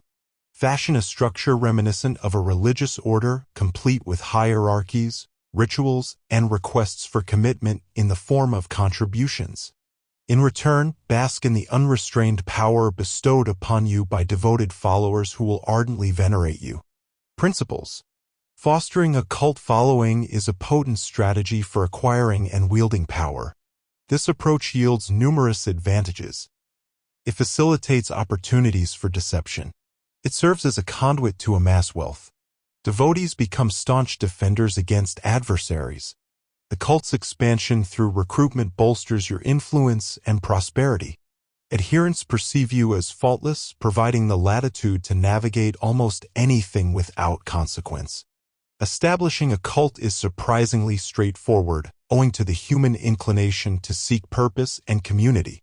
The historical panorama is replete with instances where individuals and movements amassed a fervent following, appearing visionary to adherents despite subsequent assessments painting a different picture. Rather than leaving people without direction or prompting them to venerate distant saints, present yourself as the embodiment of salvation. Encourage the formation of a cult around your persona. Charlatans in 16th and 17th century Europe were adept at ensnaring and manipulating crowds. The key was capturing audiences where collective passion eclipsed independent judgment and skepticism. Contemporary charlatans across politics, entertainment, and business exploit these psychological susceptibilities intuitively. However, a systematic approach proves most efficacious. Drawing insights from historical charlatans, 5 proven steps to cultivate a cult emerge. Craft a nebulous and straightforward message. Engage attention with promises of transformative wonders articulated vaguely. Stir enthusiasm by using passionate and forceful language, resonating with listeners' aspirations. Simplicity is paramount as people seek swift solutions over intricate explanations. Stage a spectacle to forestall waning interest and skepticism. Orchestrate a spectacle. Overwhelm senses with a sensory onslaught encompassing visuals, sounds, scents, colors, and movement. Emulate organized religion. Institute a structured hierarchy, rituals, designations, and titles with religious undertones. Solicit financial contributions to bolster your wealth and influence. Assume the persona of a prophet or guru. Veil your income source, project a luxurious lifestyle offering followers aspirations but conceal the origins of your wealth. Present your affluence as a testament to the validity of your message. While followers emulate, they remain oblivious to being exploited. Identify enemies, foster unity among your followers by framing an us against the world narrative. This is easily achieved as external criticism naturally emerges with the cult's growth. Fabricate or spotlight enemies, genuine or imagined, and witness fervent defense of your cause against non-believers. Putting the law to work in the late 1700s, Dr. Franz Mesmer captivated a vast following with promises of miraculous cures through magnetic forces. Spectacles in his apartment involved participants experiencing trance-like states amid harp music and magnetic water. Despite eventual exposure and debunking, Mesmer's cult experienced revival due to the compelling blend of spectacle, message, and religious undertones. With the right amalgamation of message, spectacle, and spiritual fervor, one can instill unwavering belief, amassing power and wealth. Exceptions to the law group psychology renders it easier to influence a collective rather than an individual. The flip side is the potential for a disillusioned group turning into an enraged mob. Historical charlatans faced this peril, necessitating a perpetual readiness to relocate and acquire new followers should the current ones see through the facade. Remain attuned to your audience's sentiments, keenly observe behavioral cues, and be prepared to make a swift exit. Law 28. Embrace bold action. The law of power: doubts can sabotage your endeavors if you hesitate. Act with boldness, and if mistakes occur, rectify them with even greater boldness. Boldness garners admiration. Principles. Human nature often inclines towards hesitation before action. To wield power, one must conquer this tendency by embracing audacity. The interplay of boldness and hesitation unfolds as follows. Lie boldly. Bold actions can conceal vulnerabilities, as evident in the adage that a grand lie is more likely to find belief. Audacity diverts attention from inconsistencies in a fabricated narrative. Hesitation invites defeat. Exhibiting hesitancy exposes weaknesses. Whether it's conceding ground or displaying a readiness to compromise, hesitancy invites exploitation. Perceived as a pushover, you become vulnerable to others' advances. Intimidation through bold moves. Bold actions project power and intimidation. Sudden boldness amplifies this effect, placing others on the defensive against future assertiveness. Obstacles arise from hesitation. Pursuing a goal half-heartedly creates self-imposed obstacles akin to a hunted rabbit behaving erratically and stumbling into the hunter's path. Boldness dispels doubt. Hesitation breeds doubt in others, but bold action sweeps them along, leaving no room for second thoughts. Boldness commands attention. Boldness sets you apart, attracting attention and, consequently, power. Timidity often stems from a desire for approval and conflict avoidance. While timid individuals may harbor bold thoughts, fear impedes their translation into action. Timidity reflects self-absorption, concern for self-image and external perception. Boldness, conversely, redirects focus outward, onto results, fostering a sense of fearlessness. Boldness is cultivated, it's a skill to be honed. Napoleon, initially timid, mastered boldness to triumph on the battlefield and extend it to all facets of life, transcending his physical stature. Practice boldness, especially in negotiations such as pricing. Avoid the common error of seeking too little. When Columbus sought funding for his New World voyage, he boldly requested the title Grand Admiral of the Ocean, demanding respect and receiving both. Eliminate timidity, replacing it with boldness. If boldness leads to a mistake, rectify it with even bolder action. Putting the law to work. Pietro Aretino, once a kitchen servant, aspired to be a great writer. Through audacity, he achieved his ambition. Pope Leo X mourned an elephant's death, commissioning a painting for its tomb. Aretino seized the opportunity, writing a satirical pamphlet, The Elephant's Fictitious Will, mocking the Pope and cardinals. Aretino's audacity not only amused the Pope but led to a job offer. Exceptions to the law. Employ boldness strategically for specific goals, avoiding indiscriminate use. Controlled and targeted boldness prevents widespread offense, preventing a downfall. Lola Montez, mistress to the King of Bavaria, boldly interfered in the country's affairs, provoking public outrage and eventual deportation. Strategic deployment of timidity might serve your interests, allowing you to set up situations for future advantage. However, this tactic loses effectiveness over time as a reputation develops. Law 29. Strategize the outcome. The law of power devises meticulous plans with a definite conclusion. Project far ahead, consider all potential scenarios, and resist the pull of wishful thinking. Execute your plans resolutely, steering clear of temptations to deviate from your path. Principles. Many believe they're envisioning the future and planning ahead, yet often it's wishful thinking shaping their vision, not a reality-based future. Unfortunate outcomes outnumber favorable ones. Take the Athenians attacking Sicily, driven by dreams of wealth and glory, only to face a disastrous war and the collapse of their civilization. Vague plans court trouble, hence, craft detailed plans considering unintended consequences, potential adversaries, and the danger of wandering beyond your goal. Reject temptations that may lead you astray, as veering from your planned ending invites reactions that may end in defeat. People commonly focus on immediate dangers, overlooking looming threats. Embrace the long view, anticipating future pitfalls. Power arises not just from your actions but equally from mistakes you avoid. The conclusion holds paramount importance. It defines the prize's recipient. Ensure clarity and firmness in your ending, steadfastly resisting distractions and temptations. Putting the law to work. In the mid-1800s, Otto von Bismarck, Prussian leader, aspired to forge a united Germany under Prussian rule. Focused on this ending, he meticulously planned each step, resisting the allure of additional territory or glory.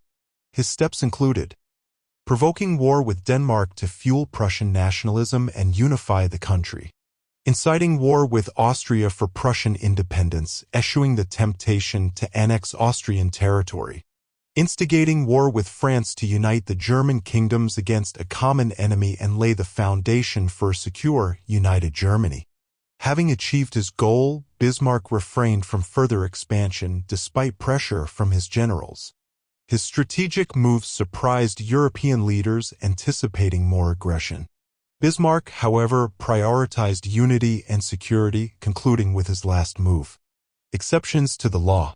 There are no exceptions to the imperative need for forward thinking and planning to the end. While acknowledging the inherent uncertainty of the future, a flexible plan remains crucial for adapting to sudden developments. However, true adaptability arises from a clear goal and a foresight plan, not from mere improvisation. Law 30. Make it seem easy.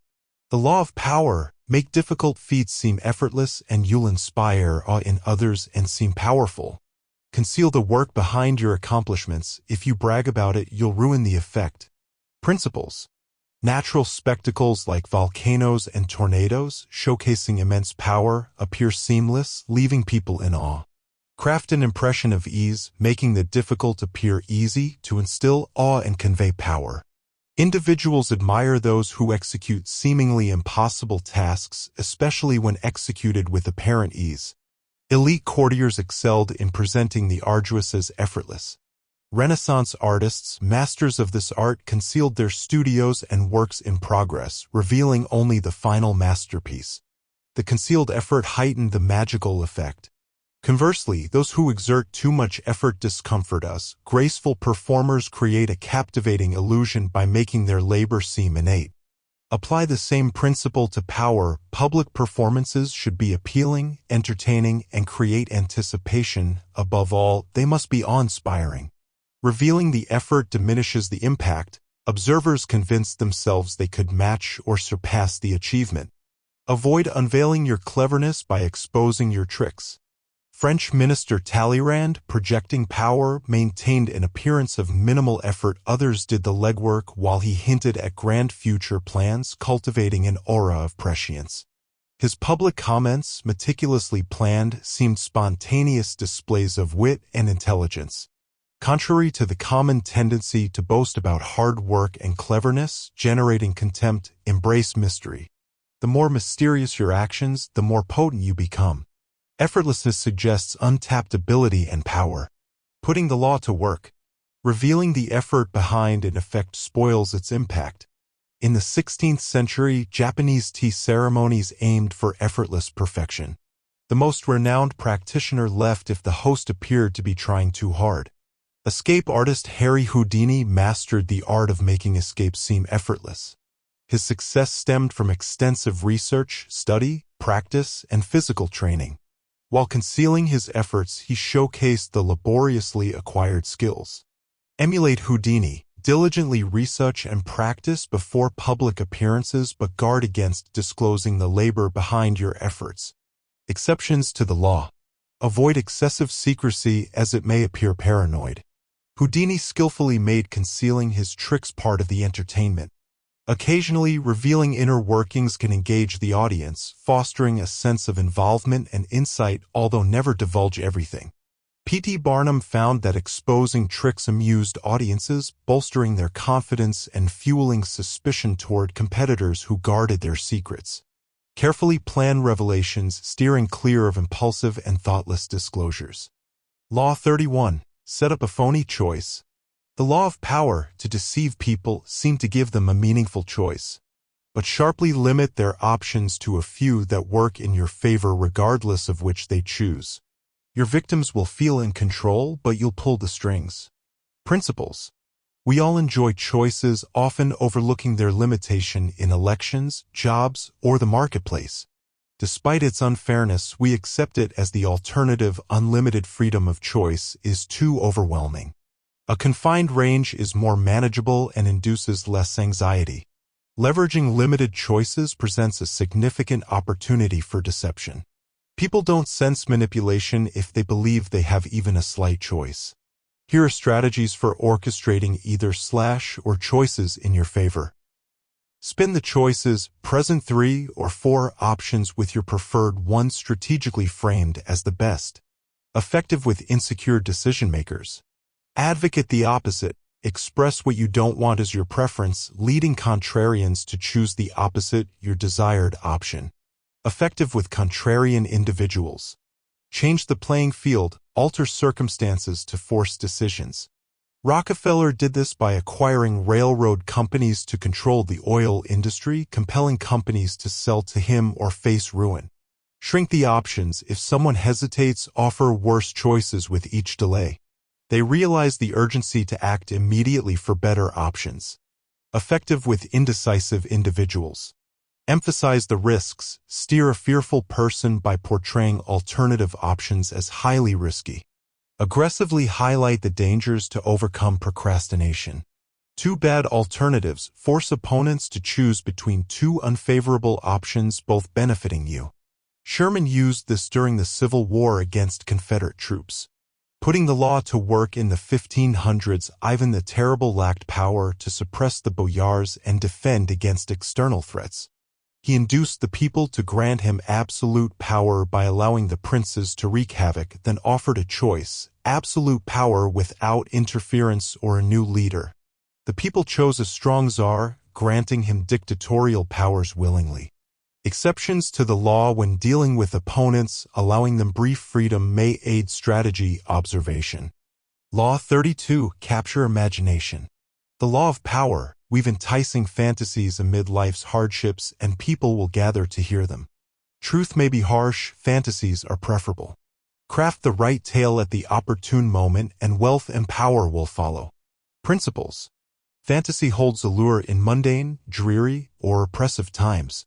Present an attractive fantasy when spirits are low, and you'll attract wealth and power. Explore these fantasy types that captivate and deceive masses by offering an escape from grim realities. Transformative change. Promise swift, effortless shifts in fortunes from poverty to riches, sorrow to joy, sickness to health, instead of slow, arduous change.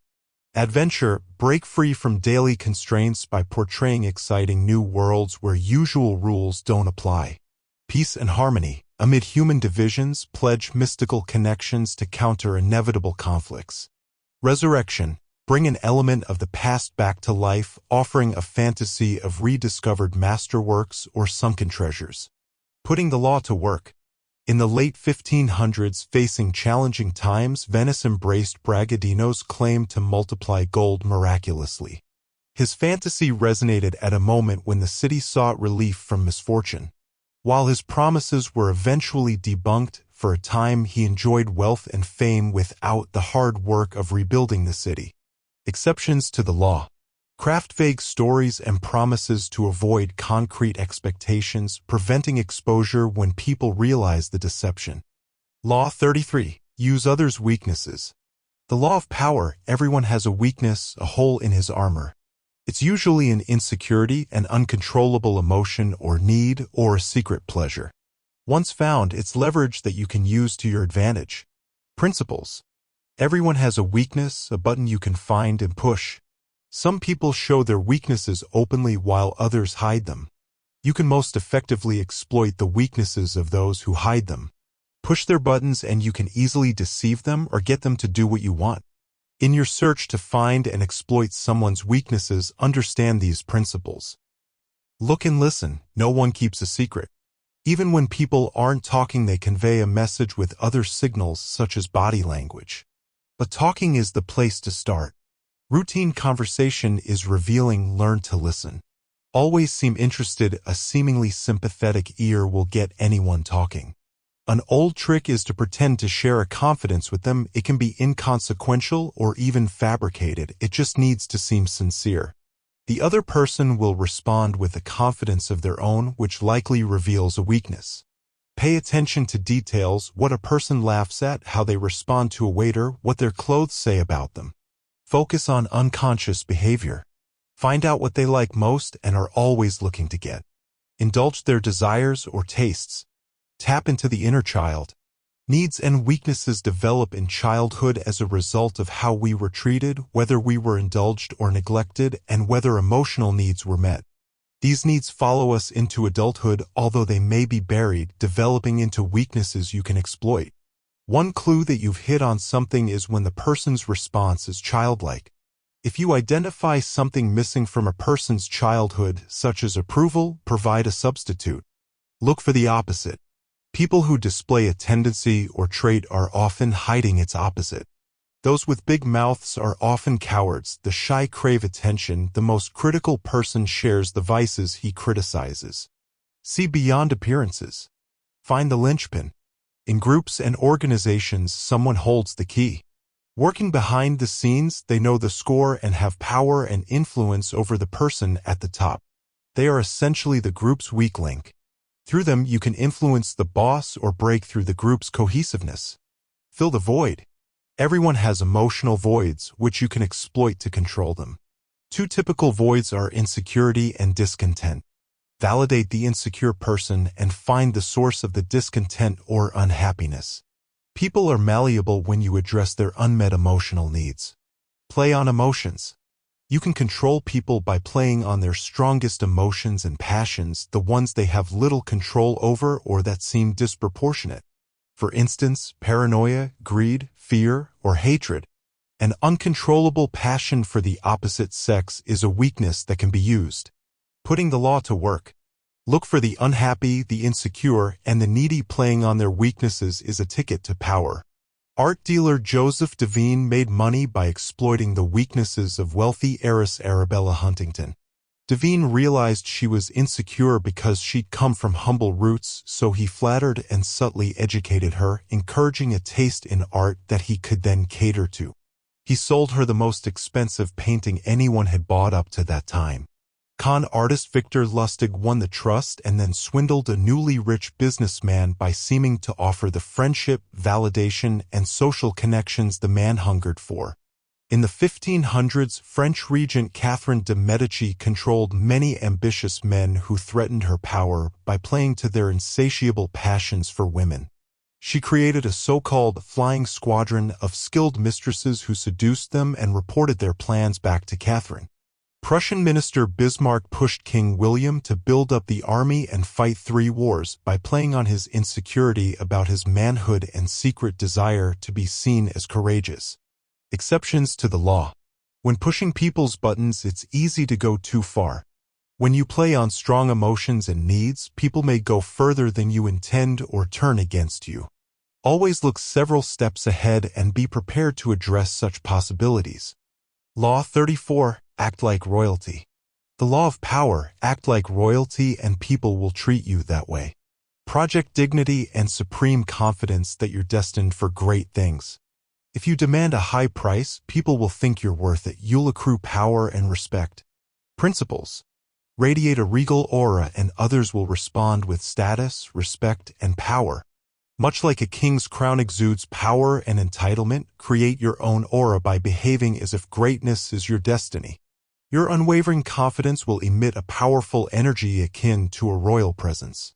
This brand of self-assurance is infectious, others will believe in it, and you can confidently request and receive what you desire. Your belief in yourself becomes a self-fulfilling prophecy. Children master this approach when they boldly and joyfully ask for what they want, and adults delight in indulging them. Make sure to distinguish yourself. People have certain expectations of royal behavior, and meeting them is crucial to being treated like royalty. One essential aspect is to carry yourself with great dignity, exhibiting a regal bearing distinct from arrogance, which signals insecurity. Haile Selassie, the Ethiopian ruler from a noble family, defied expectations of never ascending to the throne. His dignity, composure, and self-confidence as a young man garnered royal notice, propelling him upward. In addition to cultivating inner confidence, employ outward strategies to establish a royal aura. Make an audacious demand, request a substantial value, and stand your ground, as Columbus did when seeking funding and prestigious titles for his explorations from Queen Isabella of Spain. By signaling your worth, you earn respect even if your request is declined, a respect likely to pay off later. Elevate yourself by challenging the highest-ranking person.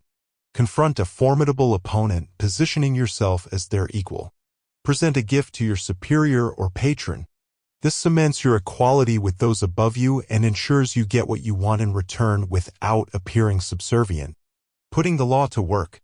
Christopher Columbus, son of a cheese vendor, projected an attitude and presence suggesting royal lineage when seeking support for his explorations.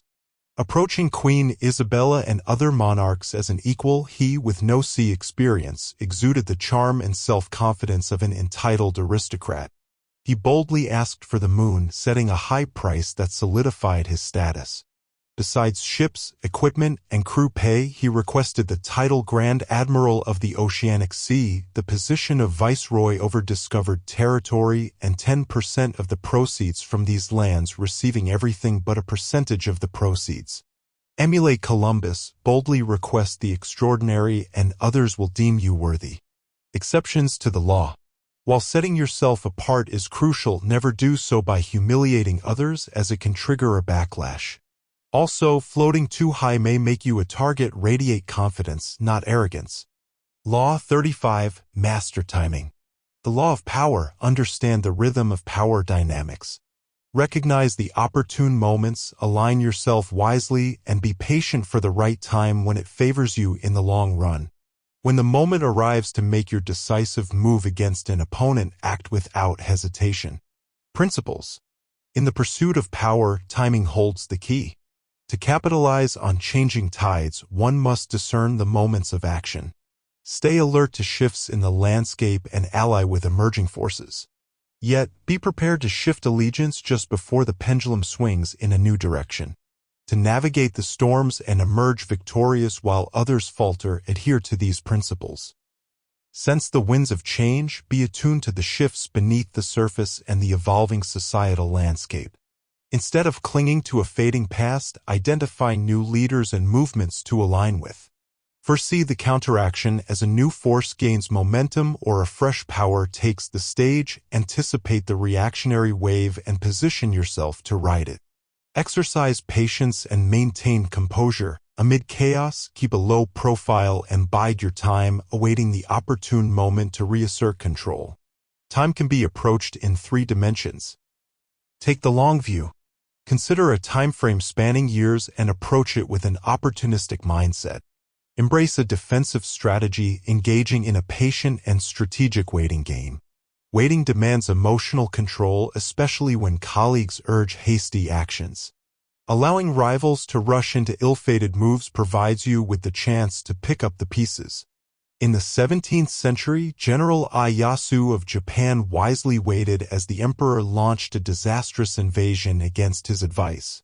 When the emperor fell, Ieyasu seized power. Taking the long view offers several advantages. Clear-headedness when not in crisis mode, enabling a more far-sighted perspective. Resistance to intentional provocations by others. Flexibility to seize opportunities along the way instead of rushing. Methodical progress, completing each step diligently before proceeding. Reduced emotional impulsiveness in long-term decision-making. Force your opponent's hand. Operate within a short, immediate time frame to disrupt opponents' plans. Create offensive actions to upset their timing.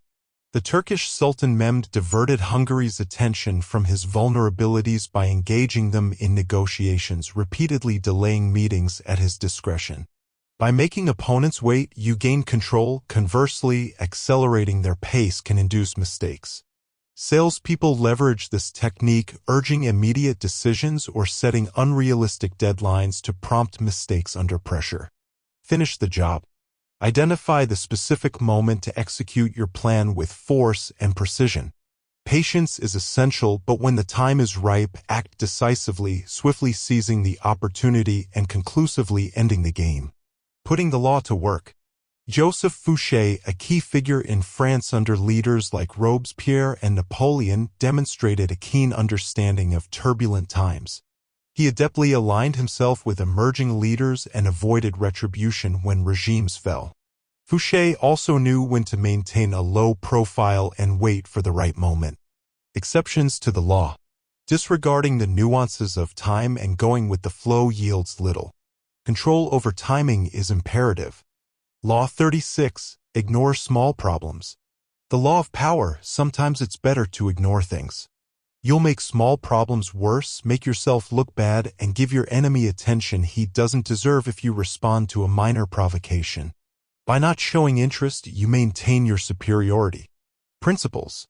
In the face of a bothersome but inconsequential offense, there are instances when the best response is no response at all.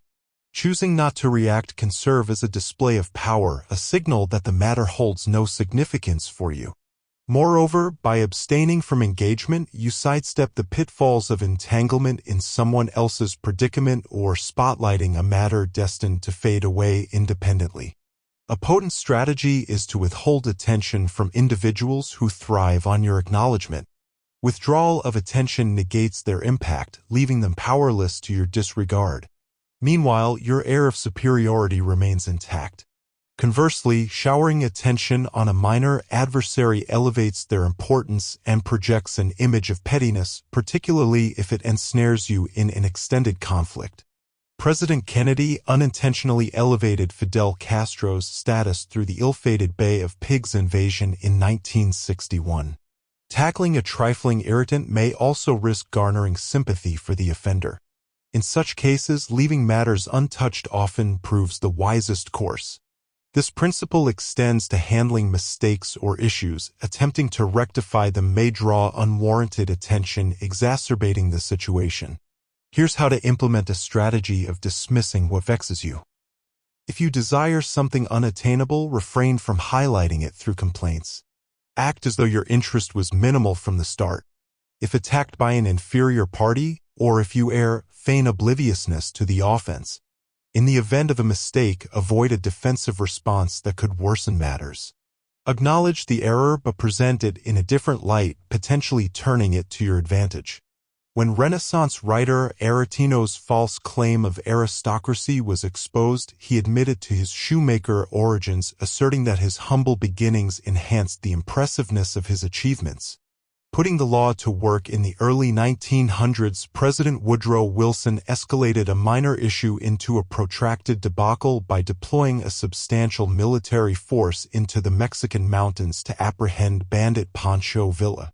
Villa adeptly played a game of evasion against the massive American presence, increasing his popularity. Eventually, U.S. forces had to withdraw in defeat. Wilson allowed a trivial incident to burgeon into a major and costly embarrassment.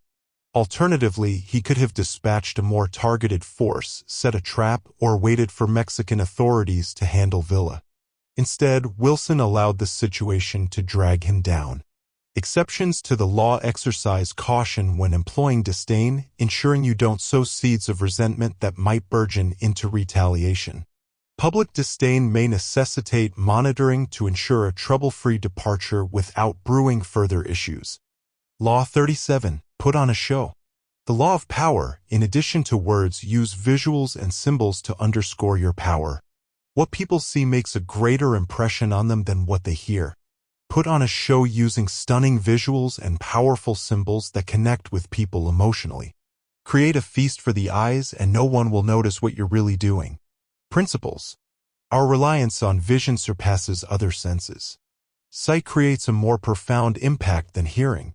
Images, bypassing rational thought, forge potent emotional connections without the risk of the misunderstandings that words may cause. Aligning yourself with images and symbols intensifies and magnifies your power. Employ symbols to energize, excite, and unite your followers. Choose emotionally charged symbols to represent your cause. Enhance the emotional resonance by incorporating revered symbols in innovative ways. For instance, during the 1648 rebellion against the French crown, loyalists ridiculed rebels as slingshots used by boys. A cardinal transformed this mockery into a symbol adopted by rebels as part of their rallying cry. Organize your images and symbols into a spectacle that captivates and diverts attention from the mundane. Be mindful of visual arrangement, place crucial images at the center, play with colors. Craft a compelling spectacle and words become superfluous. Putting the law to work. Diane de Poitiers, King Henry II of France's mistress, captivated him from his teens to his death in her 60s. She sustained his fascination by weaving captivating visuals and symbols into their relationship. She designed a graphic with their intertwined initials, integrating it into her castle's aesthetics. Henry adorned his robes and public monuments with it. Diane associated herself with the goddess Diana, weaving their narrative into potent mythology. Diana's images adorned her castle, spreading further. Poets penned verses in her honor.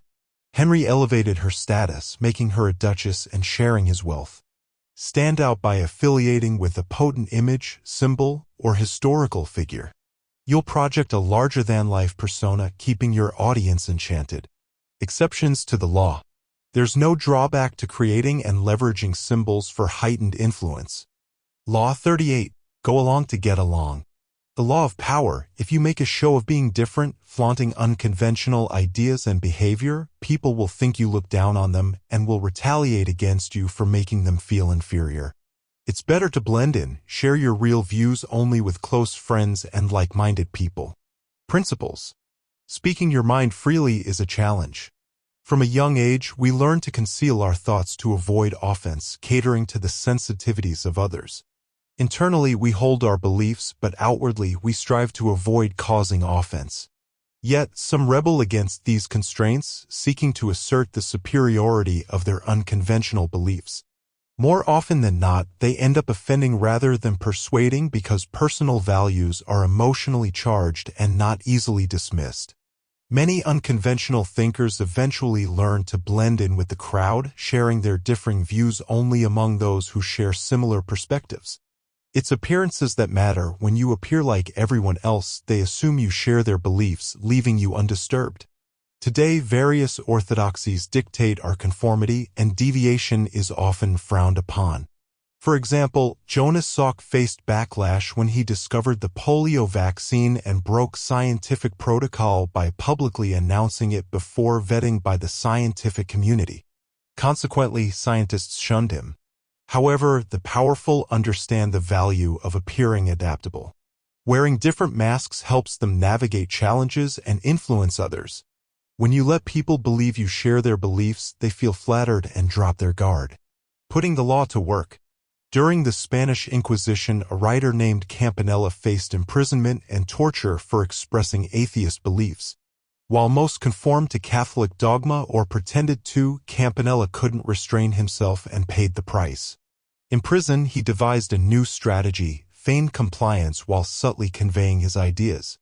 Initially pretending madness spared his life, and he wrote a book promoting ideas contrary to his previous beliefs. Released, he penned another book presenting Catholic arguments against atheist views but cleverly included explanations of the heretical ideas. This exposure made the ideas compelling without being directly labeled heretical. The lesson, appearing to conform while subtly expressing your ideas is more effective than martyrdom. Exceptions to the law. Standing out can be beneficial when you're already powerful, signaling your distinction from others. President Lyndon Johnson, for instance, occasionally conducted meetings while on the toilet, challenging social norms. However, push too far and people may turn against you.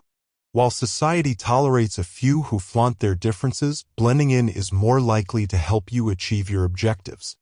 Law 39. Unsettle your opponents. The law of power, keep your composure and stay objective. Losing control is a defeat. Yet, if you can provoke anger in your adversaries, you seize an advantage. Disrupt your enemies to throw them off balance. Principles. When someone irrationally directs anger at you, recognize two things. They end up looking foolish, losing respect due to their lack of control, an emblem of helplessness. Their anger isn't personal, it often stems from past experiences, an attempt to punish or control rather than a personal vendetta. Instead of being entangled in their emotions, calmly consider how to use them. Deliberately triggering someone can serve various purposes, from exposing their instability to baiting them into foolish behavior. Methods include mocking their manhood or injuring their pride. Their reaction positions you for an easy win. Putting the law to work, losing emotional control marks the beginning of the end. Napoleon's decline initiated with an explosive outburst at a meeting, revealing his unraveling regime.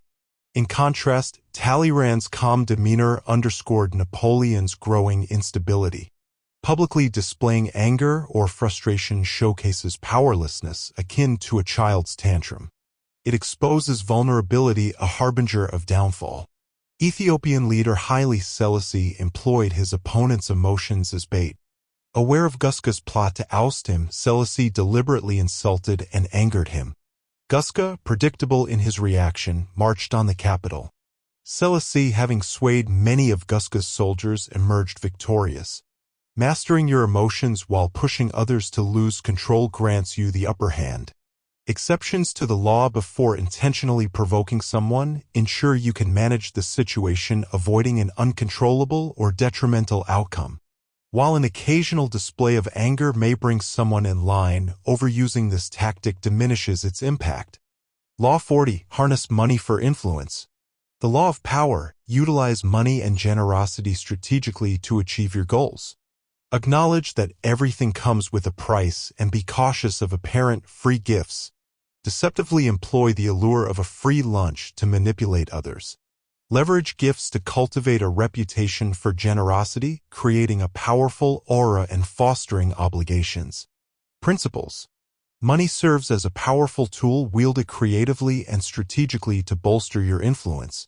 Alternatively, exploit the psychology surrounding money to execute scams. Accepting a free gift binds you in obligation, a risk to your independence. Nonetheless, you can employ this tactic judiciously with others. Bestowing a gift places the recipient under obligation, disarms their suspicions, and boosts your reputation as a generous individual. This, in turn, cultivates allies, advancing your pursuit of power. Several personality types mishandle the use of money for power. Avoid falling into these patterns and when encountered, exploit their weaknesses. Driven by greed, isolated by their cold focus on numbers, they are easily deceived due to their lack of understanding of psychology. Bargain-obsessed, their relentless pursuit of the best price often leads to hidden costs and a pervasive feeling of being deceived. Hardball player, they manipulate money to assert power, relishing in the torment of others over financial matters. Overly generous, indiscriminate generosity makes them susceptible to manipulation as they seek admiration or love through financial means. Putting the law to work, examples and lessons on the strategic use of money. Spain's gold pursuit, focused on easy riches, the relentless pursuit of gold in South America led to financial ruin. Stay focused on power, not money, and invest in the elements building power, self-discipline, goodwill, allies, and respect. The Duchess of Marlborough playing petty power games with money led to loss of respect and social standing. Generosity enhances reputation and yields long-term dividends. Baron James Rothschild, using money strategically, he invested in entertainment and cultural showcases to gain acceptance and social standing. Exceptions to the law, while acknowledging that nothing comes for free, exploit others' desire for an easy gain or free lunch to deceive and fleece them. Blinded by greed, they become unsuspecting targets of manipulation. Law 41. Chart your own course. The law of power, if you succeed a great person or famous parent, find or create your own space to fill. Sharply separate and distance yourself from the past. Create your own identity, style, and symbols and follow your own course. Beware of slipping back into the past. Principles. Successors often grapple with the challenge of following a renowned leader or iconic parent. The difficulty lies in inheriting an established legacy, making improvement a formidable task. External pressures compel the successor to maintain the status quo, fearing the loss of inheritance. To project power, you must transcend the shadow of a great predecessor and chart your own course. Master the art of filling vacuums or dominating new spaces when succeeding a remarkable leader. Initiate the creation of your unique space by distancing yourself from your predecessor. Disparage the past and your forerunner, emphasizing the contrast between youth and age, the new era versus the old. John F. Kennedy, as president, skillfully differentiated himself from Dwight Eisenhower and the 50s era, portraying the old as stodgy and the new as dynamic. Utilize symbolism to physically distance yourself. King Louis XIV built Versailles, a departure from previous palaces, and established his rituals, rejecting past traditions. Discard instruction manuals. Reject precedent and respond to circumstances independently, just as General Douglas MacArthur burned his predecessor's instructions, making decisions his own way. Seek voids to fill, boldly tackle challenges that defy solutions. Most are afraid to break sharply with tradition, but those who do earn respect and admiration. Caution, guard against becoming like your predecessor over time. Continuously reinvent yourself and address new challenges. Avoid resting on past laurels. Putting the law to work. Alexander the Great, inheriting his father's throne, opted for stark dissimilarity. Disdaining his father's domineering stance, cautious ruling style, and hedonistic lifestyle, Alexander boldly expanded his reign, conquering Persia and venturing into India. He slashed the Gordian knot, symbolizing his determination to do things differently. Never settling on past triumphs, Alexander avoided regression and continually reinvented himself. Exceptions to the law embrace past practices when they prove useful. Rejecting them out of spite appears childish. Emulate effective approaches, but beware of getting stuck. Monitor emerging rivals, aspiring to seize your position in the future. Law 42. Squelch the troublemaker. The law of power. Trouble in a group often starts with a single individual who stirs the pot. You need to stop them before others succumb to their influence. Neutralize their influence by isolating or exposing them. Their followers will scatter. Principles. In any group, a troublemaker may emerge, sowing discontent and stirring the pot. These individuals, whether overt or subtle, leaders or followers, disrupt group cohesion, creating factions and discontent. Like an infection, their dissatisfaction spreads swiftly if left unchecked. Ancient Athens recognized the destructive potential of such troublemakers, banishing them to maintain order. To safeguard your power and thwart disruptions to your goals, identifying and curbing troublemakers is essential. When trouble brews, seek the disgruntled individual gaining influence. Troublemakers are often overbearing complainers. To halt them, immediate isolation is crucial. Sometimes the group may not realize the troublemaker's impact, as some operate covertly. Diminish their effect by exposing their actions or, more likely, separate them from their audience or power base. Overt troublemakers, charismatic and unreformable, require separation before they become a storm's eye. Utilize various isolation methods: physical, reassign or move them; political or psychological, turn others against them; co-opt or leverage. Redirect or send them away strategically, capitalizing on distraction and deception to increase your influence. Putting the law to work.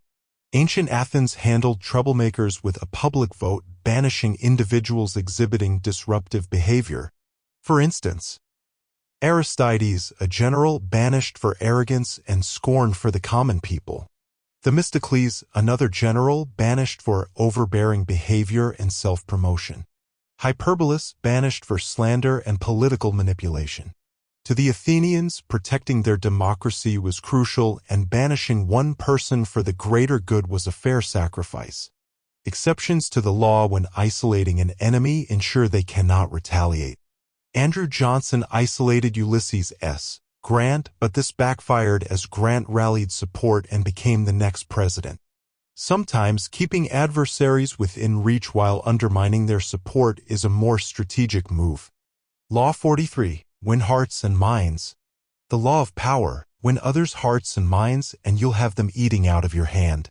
Play on their emotions and weaknesses, appeal to their self-interest, and they'll willingly do what you want. Build broad support, someday you'll need it. Neglect this at your peril. Principles. Coercing compliance through force may yield short-term results, but it's an unsustainable long-term approach, inviting resistance. Winning hearts and minds, eliciting voluntary cooperation, proves more effective and less resource-intensive. Master the art of capturing hearts and minds by tapping into people's emotions and vulnerabilities. Grasp their unique psychology and emotional triggers. Target potent emotions like hate, envy, and love. Exploit fears and cherished values. When you connect on an emotional level, influence over them becomes more achievable. Mao, in his speeches, connected emotionally with the crowd, speaking in a way that mirrored their feelings. Stir emotions by defying expectations, such as showing kindness when retaliation is anticipated. Win hearts by addressing insecurities, easing fears, or alleviating despair. Utilize symbolic gestures to foster goodwill, demonstrating shared suffering even if on a smaller scale. Uncover their motivations by encouraging openness. Leverage this knowledge. Another effective approach is appealing to self-interest, the strongest motivator. Demonstrate how your goals align with their benefit as people rally behind causes tied to their self-interest. Beyond emotional commitment, build widespread support, cultivating allies across all levels. You'll rely on them someday. Putting the law to work. Marie Antoinette lost favor and met her demise by neglecting to secure the hearts and minds of her subjects. Insulated in privilege, she believed affection and admiration were owed to her without reciprocation. Indulging in opulence amid economic decline, she never connected with the public or garnered support. The French Revolution unfolded, and she remained detached, expecting the discontent to fade. Even as the people marched on Versailles, she made no effort to communicate. Marie Antoinette faced her end unapologetically, leaving a legacy of indifference to others' concerns. Exceptions to the law. There are no exceptions to the imperative to capture hearts and minds. Law 44. Reflect others' emotions. The law of power: harness the mirroring technique to influence people. When you emulate your opponent's actions, mirroring their behavior, it clouds their understanding of your strategy. Captivate individuals by mirroring their emotions and interests, craft the illusion of shared values. Few can resist when you echo their deepest needs and desires. Principles. Similar to the startling effect of seeing yourself in a mirror, you can wield a powerful impact on others through the psychological art of mirroring. Neutralize opponents by replicating their actions. Imitating their words or deeds frustrates and redirects their focus. Recycling their actions can obscure your intentions, providing valuable time to navigate. This approach finds success in military and political endeavors. More commonly, employ mirroring to charm, manipulate, and deceive on a psychological level. Most people assert dominance by sharing their opinions, feelings, and experiences, which is the expected norm. When, instead, you mirror or reflect and seem to share their innermost thoughts and feelings, you disarm them.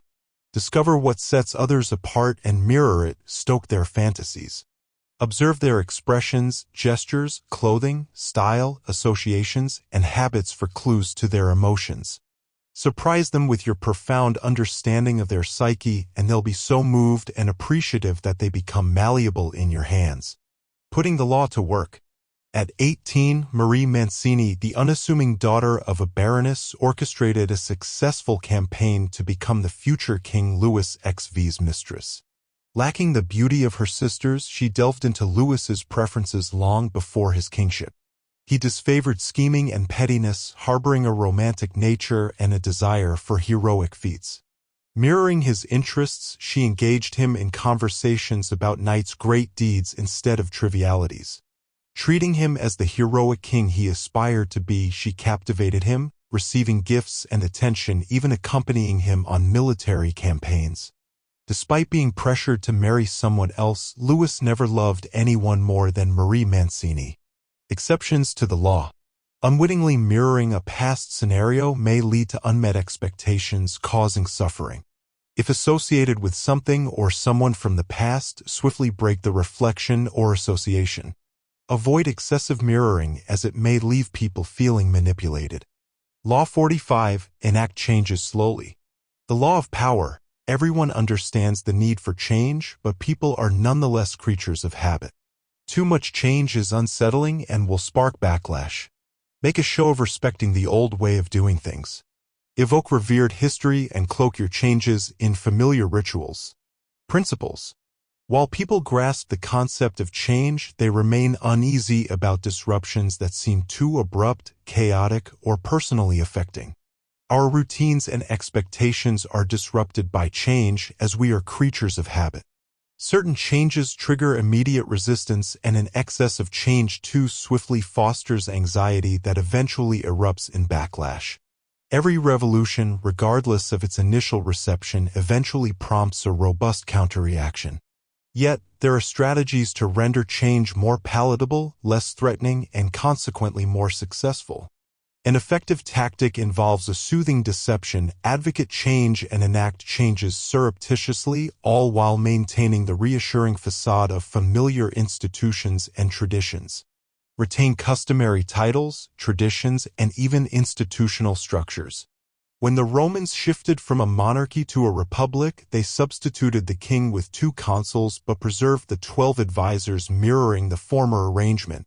The annual sacrifice tradition persisted, albeit with a new position created for a king of the sacrifice.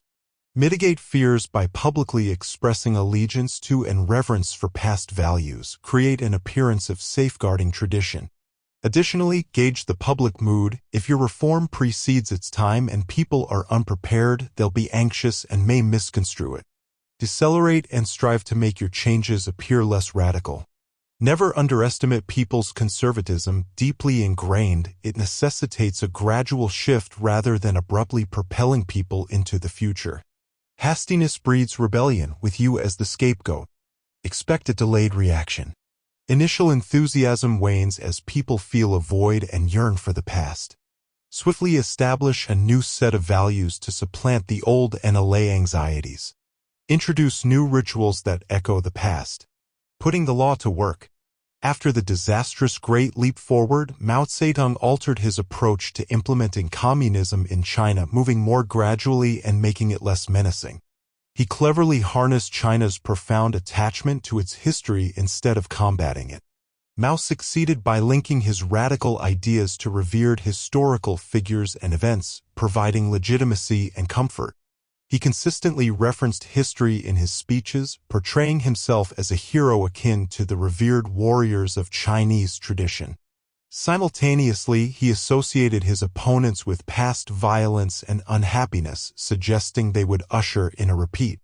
Mao adeptly used history to confer weight and authority to himself and his campaign while alleviating fears. Exceptions to the law. During stagnant periods, the desire for change surpasses resistance. Initiate your reforms, staying attuned to the public mood, and be prepared for potential backlash. Law 46. Beware of envy. The law of power, your talents and achievements will stir envy. The envious may work silently against you. To prevent or alleviate envy, acknowledge a flaw or weakness, highlight the role of luck, or play down your talents. Envy is highly perilous. Identify it and prevent its escalation. Principles. Your success is likely to provoke envy from those around you, posing a threat if you fail to recognize the signs and address it before it becomes destructive. Almost universally, your skills, accomplishments, and public acclaim will create discomfort in others.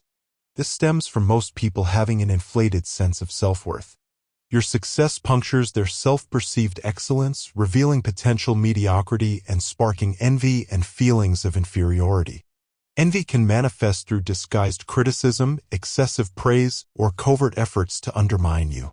Close associates, family, friends, peers, and acquaintances you outshine can pose the greatest risk.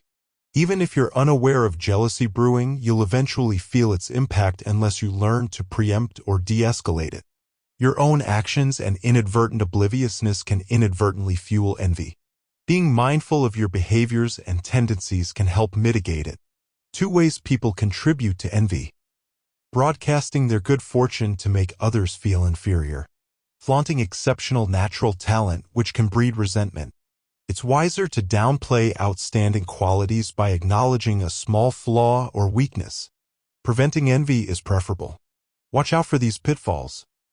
When benefiting unexpectedly, downplay your merit and emphasize luck. Avoid false sincerity that others can see through. Political power attracts envy. Mitigate it by appearing unambitious or emphasizing the sacrifices the position demands. Resist the urge to help or do favors for those who envy you, as it may come off as condescending. Colleagues and peers accustomed to a semblance of equality are particularly susceptible to envy. Lastly, be aware of your own potential for envy. Accept that others may surpass you and channel that feeling into motivation to achieve your goals. Putting the law to work. Effective and ineffective strategies for dealing with envy. James W. Turner, the painter, toned down his colors temporarily to avoid escalating envy among fellow artists. George Washington initially refused high positions offered to increase his popularity and prevent stirring up envy. Sir Walter Raleigh, failing to recognize his enemies, faced execution due to the jealousy he aroused. Writers Joe Orton and Kenneth Halliwell's relationship soured due to envy, leading to tragic consequences. Exceptions to the law: when in a powerful position and unable to mitigate envy, adopt an aggressive stance. Show disdain for those who envy you, display your accomplishments, and let their self-inflicted torment serve as your revenge. Law 47. Recognize limits and strategic halts. The law of power, the moment of triumph, carries inherent risks, as the urge to push further can be perilous. It demands not just resisting emotional impulses but also understanding when to halt, consolidate gains, and strategically prepare for shifting circumstances. Principles. Achieving victory not only brings a tempting impulse but also poses a perilous challenge, knowing when to resist the allure and cease. This discernment is what sets the powerful apart from the rest. The danger post-victory is multifaceted. The temptation to push beyond the strategy that led to success, often leading down an unsuitable path. The emotional high of success makes you feel invincible, fostering a propensity for reckless actions that could jeopardize the hard-earned triumph. Victory, though intoxicating, demands rational guidance. It is a pivotal moment to pause, reflect, and dispel the illusion that success resulted solely from brilliance. Luck and unique circumstances played pivotal roles, and they are constantly changing. Fortunes fluctuate. Victory signals not just celebration but also preparation for the inevitable shift. It calls for the development of a new, adaptive strategy that ensures continued control in the ever-evolving landscape. Putting the law to work. In 1700s France, the mistresses of the king faced the challenge of short-lived reigns by succumbing to the temptation of escalating ruthless tactics post-triumph. In contrast, Madame de Pompadour, after methodically securing her position, demonstrated strategic wisdom. She made a conscious decision to stop, consolidating power, gaining valuable allies, and adeptly adapting to evolving circumstances. Her strategic pause wasn't just a break but a calculated move that led to an unprecedented 20-year reign. Exceptions to the law. While it's imperative to complete the conquest of enemies at the moment of triumph, caution must be exercised to avoid creating new adversaries through overreach. Beware of the overrated concept of momentum. Rational strategy consistently outperforms impulsive, repetitive actions driven by the emotional fear of losing momentum. Law 48. Be elusive. The law of power. Be flexible, fluid, and unpredictable, formless, so your opponents can't get a fix on you and figure out how to respond. When you look and behave in conventional ways that your enemy can grasp, you're easy to attack. Change constantly to suit ever-changing circumstances and needs. Principles. Master the art of being formless, remaining flexible, fluid, and unpredictable, rendering your adversaries unable to pin you down. Formlessness serves as a strategic advantage, offering space for maneuverability, the element of surprise, and bewildering your opponents. This tool significantly enhances your power, allowing you to sidestep rigid systems, processes, strategies, or approaches. Adapt and change according to your needs and the evolving circumstances. In the realm of guerrilla warfare, formlessness, lacking a clear structure, proves effective. T. Lawrence exemplified formlessness during the Arab Revolt in World War I. The Arabs, under his guidance, vanished into the desert, presenting no tangible target. The Turks, unable to locate them, expended vast energy in vain. Formlessness, with its indirection and elusiveness, prevailed. Beyond warfare, formlessness finds utility in frustrating opponents by offering no solid ground for attack. Free from the constraints of a rigid system, agility becomes possible, enabling quick responses and adaptability to change. When confronted by a stronger, more rigid adversary, adopt a formless and adaptable stance to catch them off guard. In interpersonal interactions, visible emotions become tools for manipulation. A defensive response signals vulnerability, allowing opponents to exploit weaknesses. Conversely, maintaining a bland facial expression, formlessness, confuses adversaries, denying them insight into your reactions. James Rothschild, a German Jew in Paris, navigated an unfriendly culture by projecting a calm, unreadable demeanor. His adaptability, showcased through a seemingly neutral expression, facilitated business growth amidst changing political landscapes. The Japanese, welcoming foreigners on the surface, preserved their culture by embracing a formless approach. Projecting an appearance of acceptance, they thwarted foreign influences without direct confrontation. Remaining unreadable and elusive keeps the initiative on your side, forcing opponents into a reactive stance. Putting the law to work.